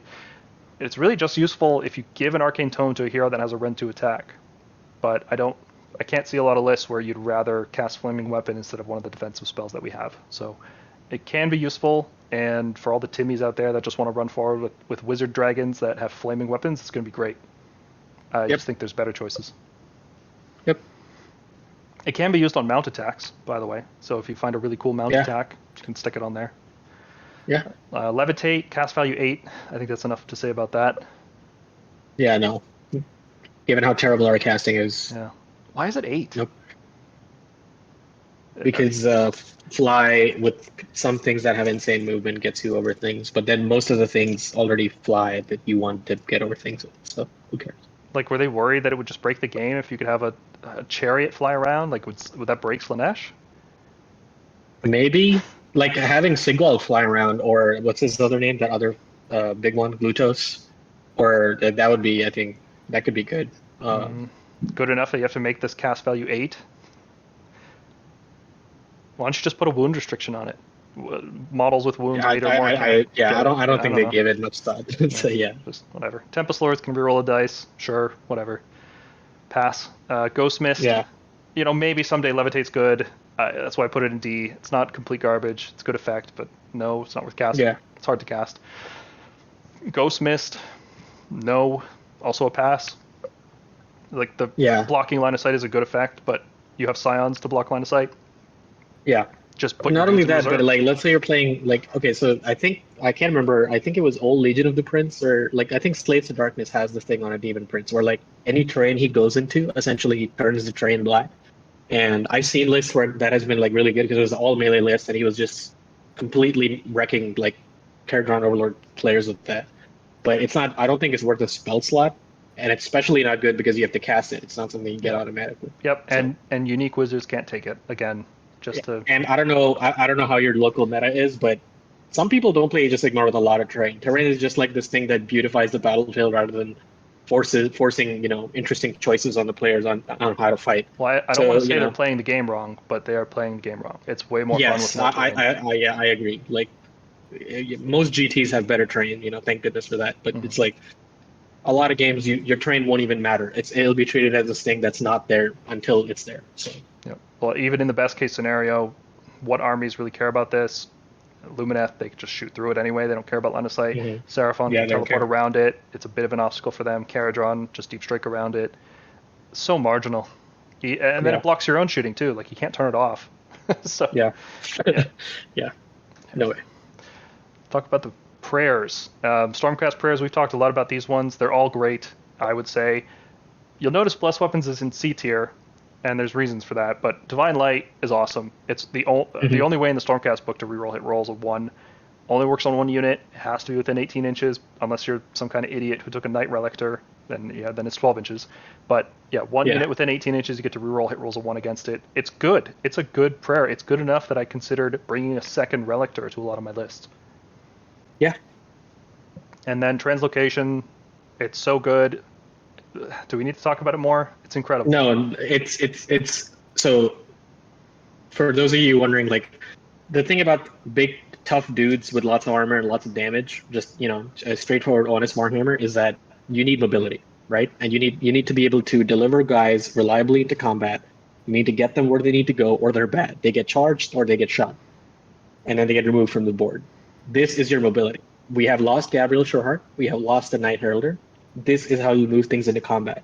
And we're not going to talk a lot about Iron Jaws, but Iron Jaws have some insane mobility and repositioning in 3rd edition, where they can move 3 things in the hero phase. They can move every time they fight something or kill something. They can pile in out of phase, charge out of phase, move out of phase. It's insane.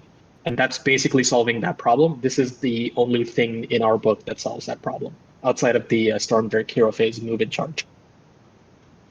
Yeah, Translocation is insane. It ensures units that want to keep charging, if you keep them near Relictor, and wholly within 18 is very reasonable. If you want to take them out of combat, put them somewhere else just to charge back into the same combat to get charge bonuses, you can do that.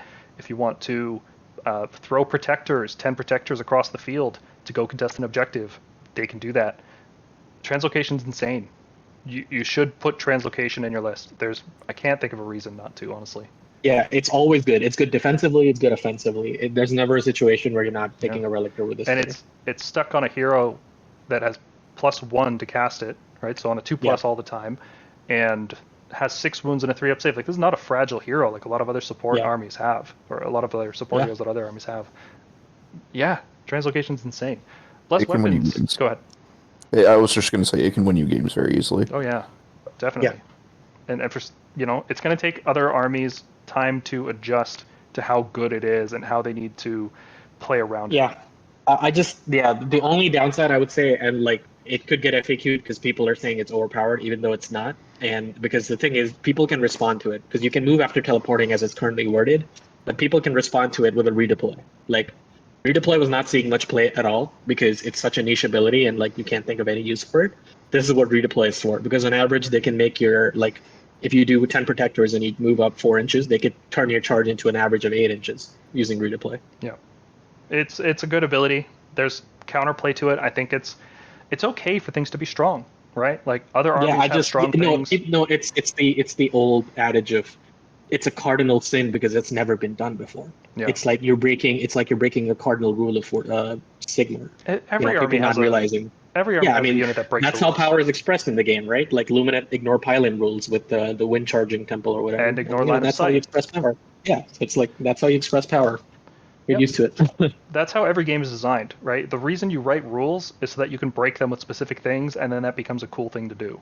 That's just how games work. You don't write rules so that every unit follows them. Yeah.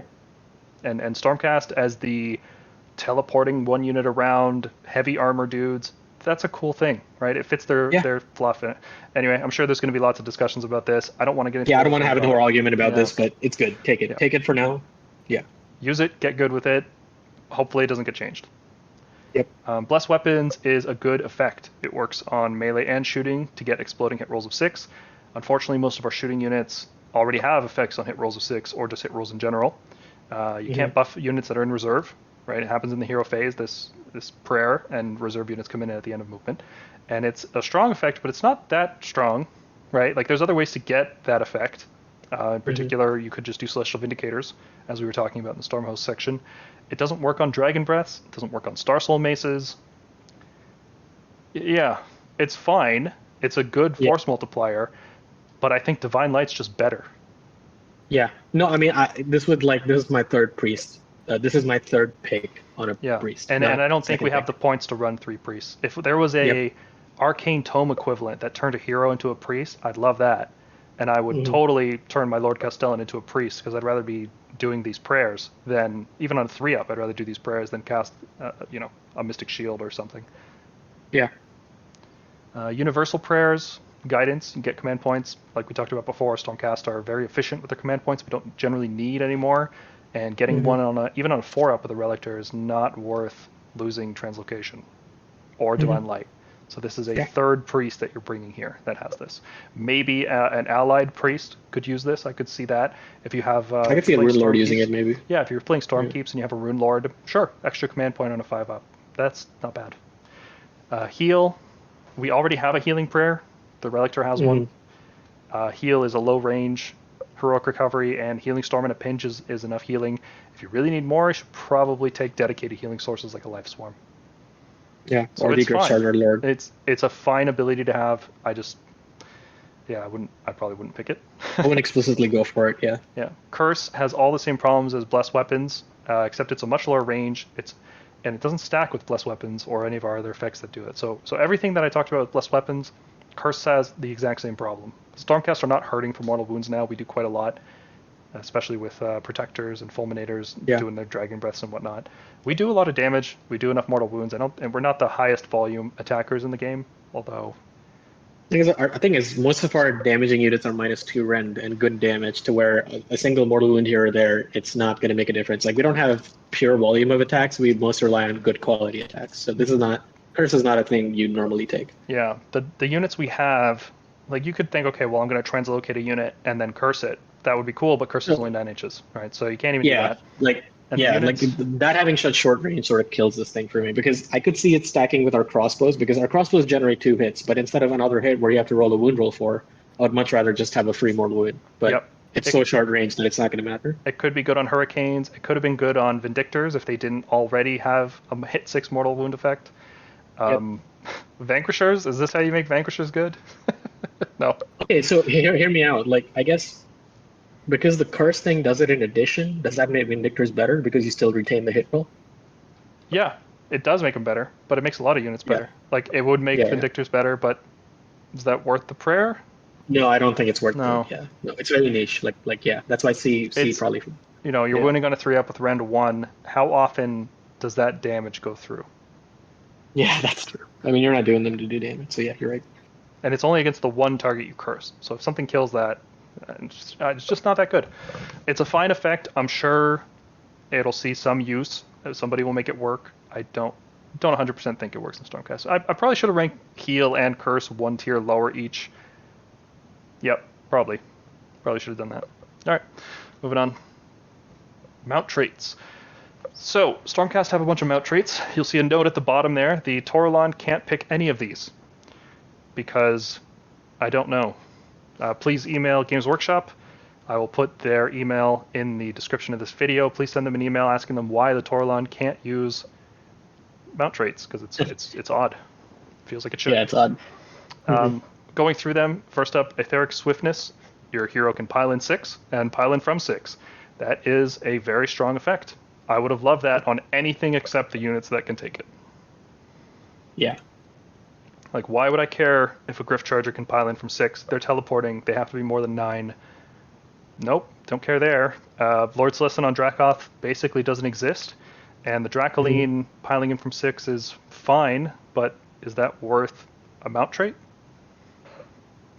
Probably not. No. On a Star Drake, that would have been sick. You could run, have a huge flying model, run, and then just walk into combat without having to charge, without triggering Unleash Hell. Would have been good. But yeah, I can't really see this taking too much use. I mean, the thing is, like, not even any of our buffs. Like, this could have been good with your hero having to keep match with your chargers. Something like if old Staunch Defender was there, but all that's gone. Anything that would require your hero to be piling in or charging with your units, like, it's not that necessary anymore. It's still a strong effect. I think strong enough to keep it out of the D tier, like some of the other ones we're going to talk about later. Just comparatively, it's a better effect. So yeah, it's not great. Not recommending people take it, but it is good, and it's a lot of armies wish they had this. It's a strong effect. Yep. Yeah.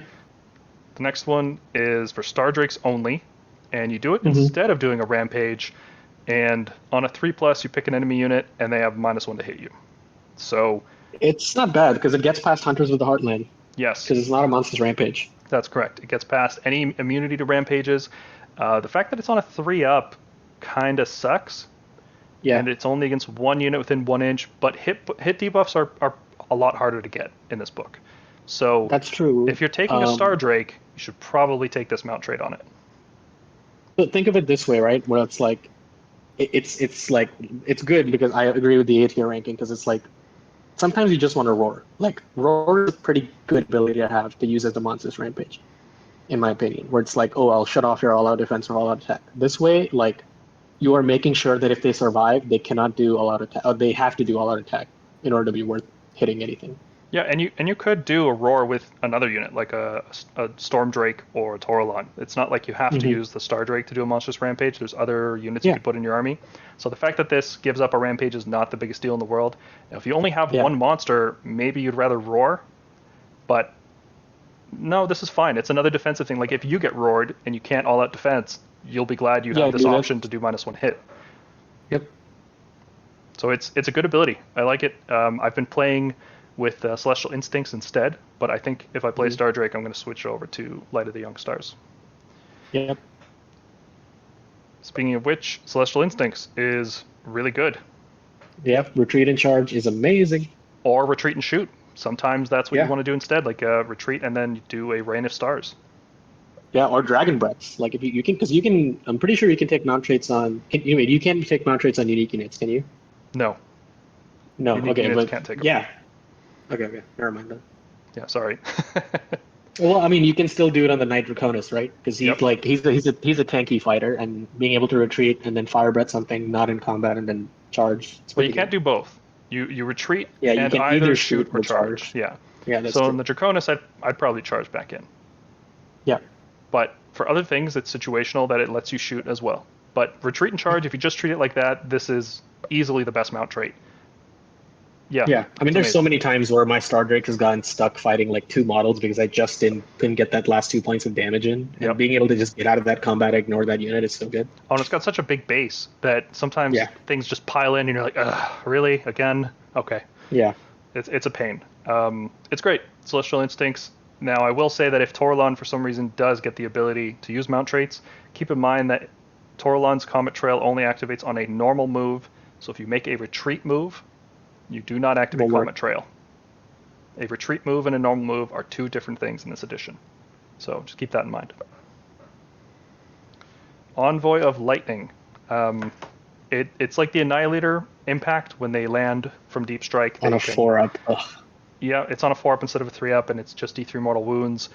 I really struggle to think of situations where any of our mounted heroes will want to be in Scions and will also want to take this trait instead of something else.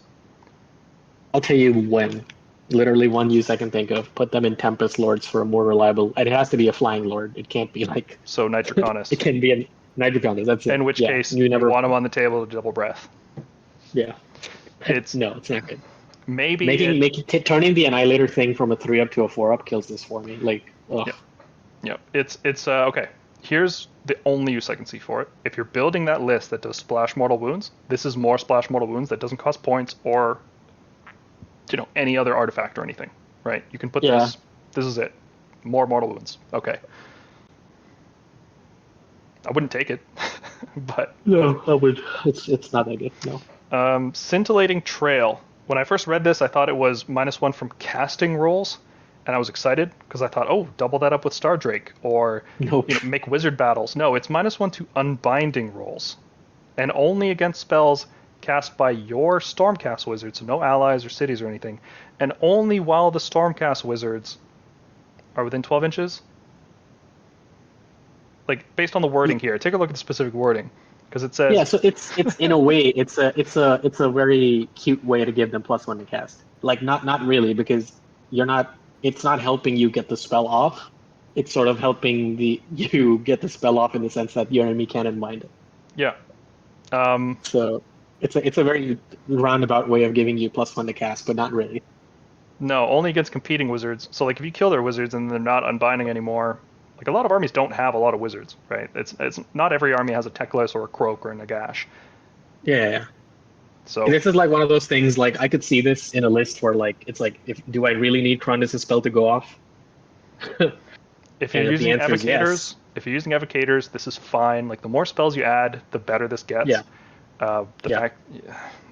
Just not the biggest fan of this one. I could, yeah, you're right. If I build, okay, so not a competitive list, but if I build, like, if you want to build a fun 3-2 list with just using units in the Sacrosanct Chamber, you could give this to, like, and the FAQ the Toleron, you could give this to a Toleron. Yes. This seems like it was made for the Toleron, so I'm surprised to not see it in the mount trade list, but I don't know what's going on there. Yep, especially given the flavor text there about the magic of his ears attracted to the creature, and that's what Toralons do. They hang around in the ether. And anyway. Yeah. Maybe if Evocators get better, this will get better too. The more spells you're casting, the better this gets. Not a huge effect even in those situations though. All right. Yep. Thunderous Presence, the last one here, only for Draconith, which is the Knight Draconis. He's the only hero that can take this. Nobody else has that trait keyword. Instead of doing a rampage on a 3+, you can make them not receive commands in the Battle Shock phase. So effectively, you're just stopping Inspiring Presence. Yeah. This is situationally strong, I would say. Sure. Yeah.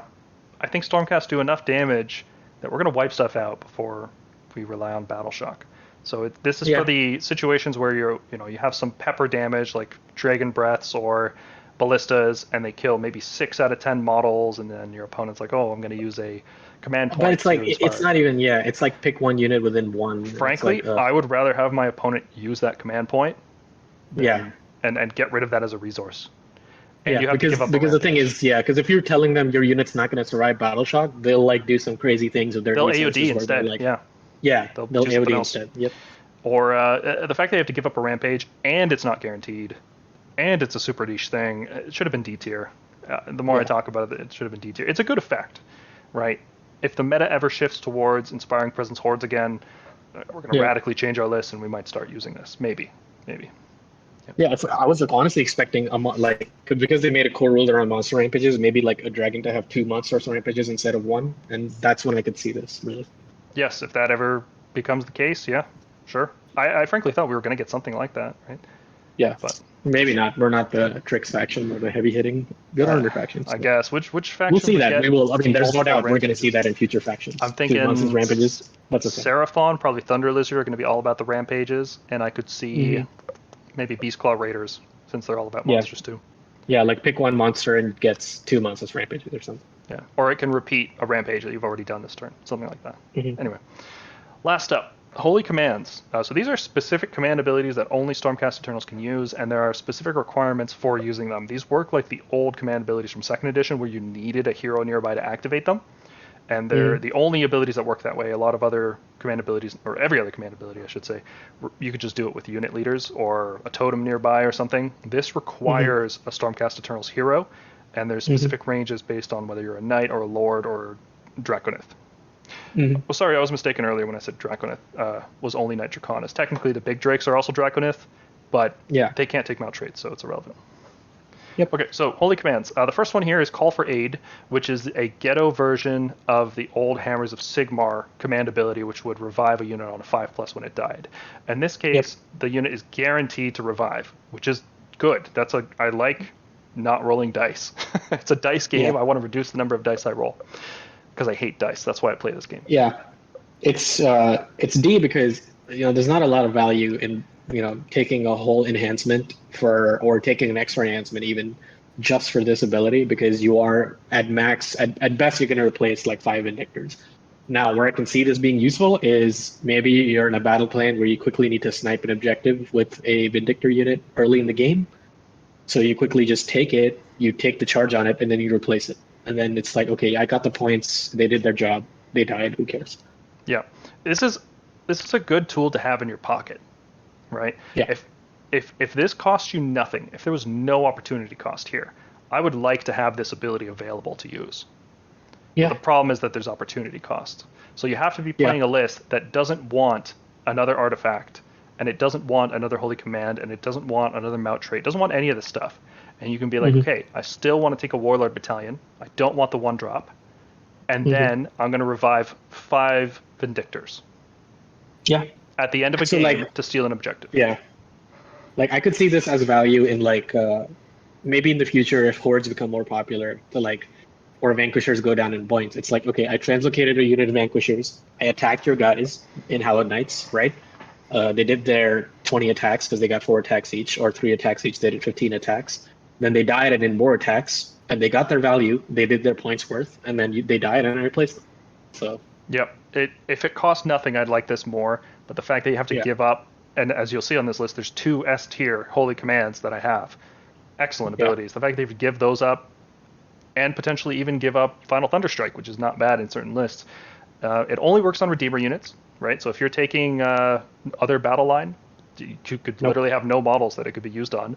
The unit that you revive has to be within range of a hero, has to be more than 9 inches from an enemy unit. So if all your heroes are in combat, you just can't place this. And it can't be used on a reinforced unit, right? So if you specifically have to have a 5-man squad of something in your list that's worth reviving. So because it's got so many limitations, it is a strong effect, and I love it from a strategic, looking at the whole battlefield and how the battle is going to go, and you're trading early, and then you're reviving stuff in a pinch and stealing points at the last second. I love that aspect of it, but the fact that it's so specific and it constrains your list building, and it's just not worth taking because the other abilities are so good. It just makes it so much worse. Yep. All right. Steadfast March. Run in charge for Dracons. Yeah, it's the only way to run in charge in the book, right? Because Heraldor is gone. Unfortunately, you can't use that and the run 6 at the same time, which is what made the Heraldor so good, is that you could run 6 and then you'll charge. roll a 1 or 2 on your run charge and it'll run roll and it'll feel bad. Now you could combo this with the command trait to re-roll runs, but why? Why would you spend a command point for this? Just do something else. Teleport, Scions, translocate, do something else. You can't run and shoot even, right? So if you have a Star Drake, that's going to use this Steadfast March. But I still rank this as a B tier ability because it is a completely unique thing that an army could use one day. Maybe by my definitions, I should have given it a C tier instead. I think C tier might be more appropriate. It's fine. It just doesn't have the niche built in yet. We might get there. Yeah, I don't think it's not reliable enough for me. Now, if we end up with some, like, Dracolines get really good, and you want to bring a squad of 6 of them, right, and you can run and charge all 6, yeah, they reroll charges, they're fast already. There's cases where this can come up. You know, I'm going to wait, a few point changes are going to happen, and then we'll reevaluate this one. It's also just really hard to justify compared to the next two. Thunderbolt Volley, I can't believe they did this, because when I saw that they were doubling the shots of Vindicators and Raptors, I thought, oh, okay, I guess we can't double tap anymore. And then they gave us the ability to double tap once per game again. Yep. Unreal. Unreal, yeah. Having 4 this. shots in that turn with Vanguard Raptors or something like that. People are going to absolutely hate getting shot 24 times by 6 Raptors in one turn. Yep. That's They're going to hate the double 48 damage. What were you saying, JJ? They're going to hate the double turn. Oh yeah, even more. Before you have a chance to act again, you might get shot 36 times. That is game ending. Yep. A lot of times. Yep. If you can never let Stormcast double turn. You always have to go second, because of the threat of just taking that much Raptor damage is so insane. It's nuts. 480 points of Raptors and this Thunderbolt Volley. Yeah, I can't. There's very few times I'm making lists. I'm like, oh no, I shouldn't put Raptors and Thunderbolt in here. It's very specific. You have to be able to protect the Raptors because they are fragile, like we talked about on the last podcast. But you can protect them. Scions is, you can leave them in reserve, deploy them out of range. There's ways to protect them. Unfortunately, this ability can't be used on Dracoths. I wish it could. I would have loved to double tap. I would have loved to double tap Dracoth or Stormdrakes. Stormdrakes can already double tap, so they didn't need any more. Other things you can do: you can teleport Aether Wings in range with Translocation to give the Raptors +1 hit before using that command ability. That's actually the only way to get +1 give them a 2-up to hit in the hero phase. Yeah. Yes, yeah, that's the only way to do it that I've found. If you guys think of something clever, leave it in the comments below. The Toralon moves in the movement phase, so it won't be active in the hero phase, and it's a marginal benefit because it's once per game that you're doing this, and you have to give up your teleport, which you might want for something else. So, later you don't have to teleport because maybe the enemy comes to you. Would you save your double tap? I guess we get double turn because no, never mind. Yeah, no, this is the only way. Aether Wings is the only way. Yep. Yeah. Right. First turn, I think this is the only way to do it. Yep. Unleash Thy Hatred is the Thunderbolt Volley for Protectors, basically. It gives each of your dudes +1 attack. Each Paladin unit has +1 attack. And that, is marginal benefit for stuff like Protectors with Glaives, because they go from 5 to 6 attacks. 25 on 20%.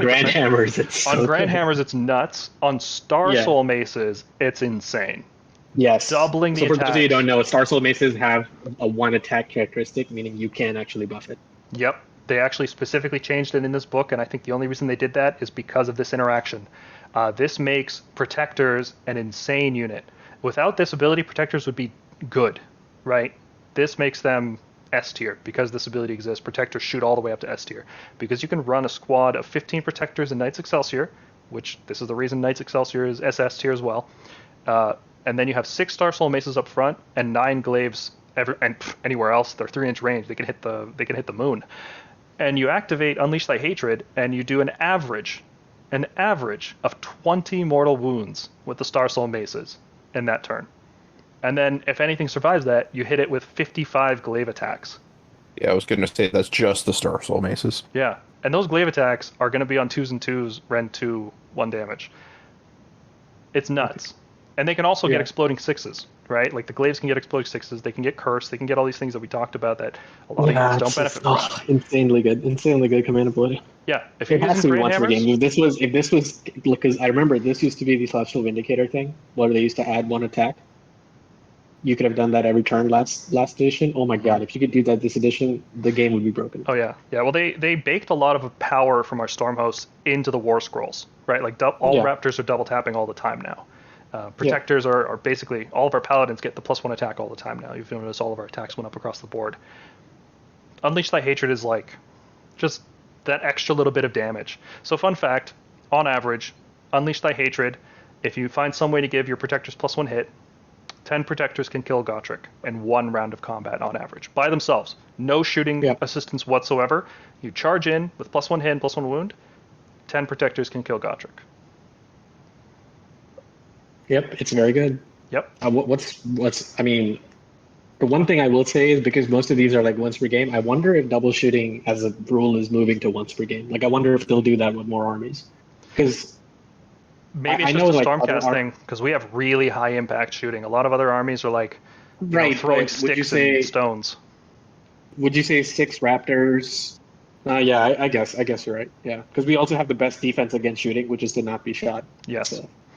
Yeah, so I could see some other armies still having double tap every turn. I don't think it's necessarily going away.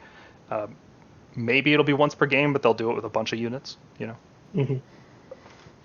Okay, so that covers the 2 best ones, and then I have Final Thunderstrike down here, which a lot of people have written off, and I think they've done it unfairly, because I've actually written some lists where I think, oh, you know what, I actually don't have room for a unit of Raptors with Thunderbolt Volley, which sounds like heresy, frankly, after everything we just said, and maybe I'm not using Paladins, maybe I'm using Dracoths or Stormdrakes or something. And Final Thunderstrike is hilarious because of how it interacts with Cycle of the Storm. So if you know you're going to die with a big unit, let's say you have Stormdrakes, and every time they die you're rolling 10 dice, then if you activate Final Thunderstrike, like let's say you get double cabbages in your face, and you're like, oh, okay, hold on a second. Blaze of Glory, let's do this, right? You're going to take a lot of damage on the return. Yep. If you have Cycle of the Storm as well, which you ought to, if you're running with big units, Cycle of the Storm is really good. Every time one of those models dies, a Stormdrake dies, you're going to be rolling 10 dice twice because of Cycle of the Storm. Well, the first time they die, they're going to roll Cycle. And Mortal Wounds on a 5-up. Which unit are you talking about? Stormdrakes. They're 9 wounds, so they're Thunderstrike, so you roll 10 dice, and then Cycle rolls another 10 dice, and each one of those 5-ups. Is Stormdrake Draconith? I thought it was Drake. I could have sworn it's Draconith. Oh, yeah, you're right. That's their racial keyword, right? Draconith, because they're the Draconith species. Right. Anyway, it doesn't matter what keyword they have. Final Thunderstrike works on anything, right? No, it works on Lords and Draconiths. No, it has to be used by a Lord or Draconith. The command can only be issued by a friendly knight or friendly lord to a unit wholly within 18 inches of them. It works on anything. It works on chariots if you want to explore chariots. Okay. It works on, okay, cool. Yeah. Sorry, I got confused because I saw Draconith. Yeah, so if you're running Karazai and Celestant Prime in a Tempest Lords list, maybe you don't care about Thunderbolt Volley or Unleash Thy Hatred, or maybe you have enough room in your list to take a Warlord Battalion and take a Final Thunderstrike, and then when Karazai dies, you roll 38 dice, and each 5-up is a mortal. Mm-hmm. There's room for this in some lists, more so I would say than Call for Aid, just because Call for Aid is so specific. Yeah, I would say like if you're building one of those like cavalry heavy or Drake heavy lists, you can't really use your double volley or Unleash Thy Hatred. If you can't find any uses for those 2, I would say pick those 2 first if you can find a use for them. But if you can't, then this is a fine ability to have. Yeah, and I think a lot of lists that might build heavy Redeemers, let's say units that have better uses for Thunderbolt Volley and Unleash Thy Hatred, you're not going to build a list that's just Redeemers. That's nonsensical. You're going to have some kind of shooting or some kind of hammer unit, or both, ideally. Call for Aid is just... It seems better than it is. It seems more useful. I swear I love it as a strategic ability, but it's just too niche. Final Thunderstrike is also niche, but when it's useful, it's the only useful thing, right? Like when you build a list that doesn't use the other ones, at least you can still use Final Thunderstrike. So, and you have to pick one. You get a free Holy Command, so you might as well pick that one. I'd say it's more useful than Steadfast March in those scenarios, because you want to shoot with the Drakes too. So, all right, that wraps it up. That's all the enhancements. As you can see, Stormcast have a lot of good options. Warlord battalions are quite good. They can increase the value of our units quite a bit. You'll find yourself giving an Arcane Tome to a Relictor or a Castellant, just support heroes that you bring along. You can just turn them into wizards. You'll find yourself giving Amulet of Destiny to a lot of durable heroes. You'll find yourself sometimes picking just extra holy commands. A lot of lists I'm building these days have both Thunderbolt Volley and Unleash Thy Hatred. And I think one of the top lists that's going to come out of this book uses both. I think there's a lot of potential here. What do you guys think about all this? Go ahead, JJ. I was just going to say, I think I finished off the same thing last time, but it's exciting to see all the different combinations and lists that we can craft with all of our options right now these days. Yeah. I would say it's a big improvement over the piles and piles of garbage artifacts and command traits we had last time around. I think there's clear winners and clear losers. However, our just because our base stats have improved so much, I don't feel myself relying on a particular command trait or artifact way too much, and I think that's a good thing. I think a lot of factions sort of like revolve around a command trait or artifact, and I would rather have Stormcast just be a good baseline stat army with the command traits and artifacts being cherries on top. Yep. And our command abilities are very good. The once per game ones, they're extremely good. Yep. I like that our Stormhosts are impactful and mostly in a list building sense, right? Like the ones that are good because you approach the army a different way, right? When you bring Gardas to a battle, that's not the same thing as bringing a squad of 15 protectors to battle. Mm-hmm. And I like that. I like that our Stormhosts are very distinct, and they're not necessarily outright like, oh, your paladin units get +1 attack. It's not obvious what makes them good. You have to get into the list building. You have to think about how it's going to affect your strategy and your ability to win the game overall. So I think that wraps up. I think we can call this our initial review of the Stormcast Battle Tome is complete. If I had to give this a rating, like this is an excellent book. Stormcasts are an excellent army. They have the tools to deal with the meta. We can deal with Gotrek. We can deal with behemoths of any kind. We can't kill Marathi in one turn, but we can tank her for long enough that we can kill her. We can deal with Guardians. We might not be able to kill Archaon, but then that I disagree. Crazy book that is Disciples of Tzeentch is probably going away, or changing in a big way. We can kill Archaon. He might deny a charge. It might take us 2 turns. 2 up, ignoring 2, and rerolling all saves. I don't know about that. I think we can do it. I think we can. I think we got the tools to do it. Protectors, man. Protectors. They're there. It's a lot of focus fire. The tools are there. A lot of other armies just can't do it. Right? I think we fare better in that matchup. We have the tools to deal with hordes if the meta ever becomes about hordes. We have strong defensive artifacts. We have really good base stats. I am very happy with this book. As a long-time Stormcast player, I think this was a long time coming. Now, agreed. I'm concerned that the weaknesses of this book are things we didn't talk about. The battle tactics are awful. The battalions are awful. The grand strategies are awful. And it's a lot revolving around Redeemers and the new Drakes. Yes. So if you're playing one of those lists, sure, why not? Yeah. Its specific units are still the go-to. I think that's going to be true of every book all the time. You're never going to have an army where every unit is viable. There's high units and low units in every army. Yeah. We have a lot of good units. We have a lot. It's hard to balance 76 War Scrolls all in conjunction with each other, but they did one hell of a job. So I'm happy with that. Yeah, if you go back to this unit tier summary that we had at the start, we have a lot of S through B tier units. Most of our junk units are heroes. We have a lot of viable units, which is how you form the core of your army, right? The heroes support the units generally, not the other way around. So the fact that we have so many good options, this is great. I don't want to be negative at all about this book. This is the best book Stormcast have ever gotten. Yeah. And I look forward to playing it in tournaments. Yeah, speaking of which, thanks for watching, but next week we're going to cover some lists and see what we can do. See what we can cook up. Yeah, each of us are going to try to cook up 2 different lists, and we're not just going to have tournament lists. I think one of the ones I'm working on right now has a Lord Ordinator and a bunch of war machines from the Order faction, just generic Order war machines. I'm trying to make the best version of that I can. I think we're going to do like a powerhouse. This is the top tier, what we think is going to be the top tier competitive meta list. We're trying to be anywhere in between there too. So tune in next week. We are currently writing the script for that, and we hope to have that ready for you guys next week.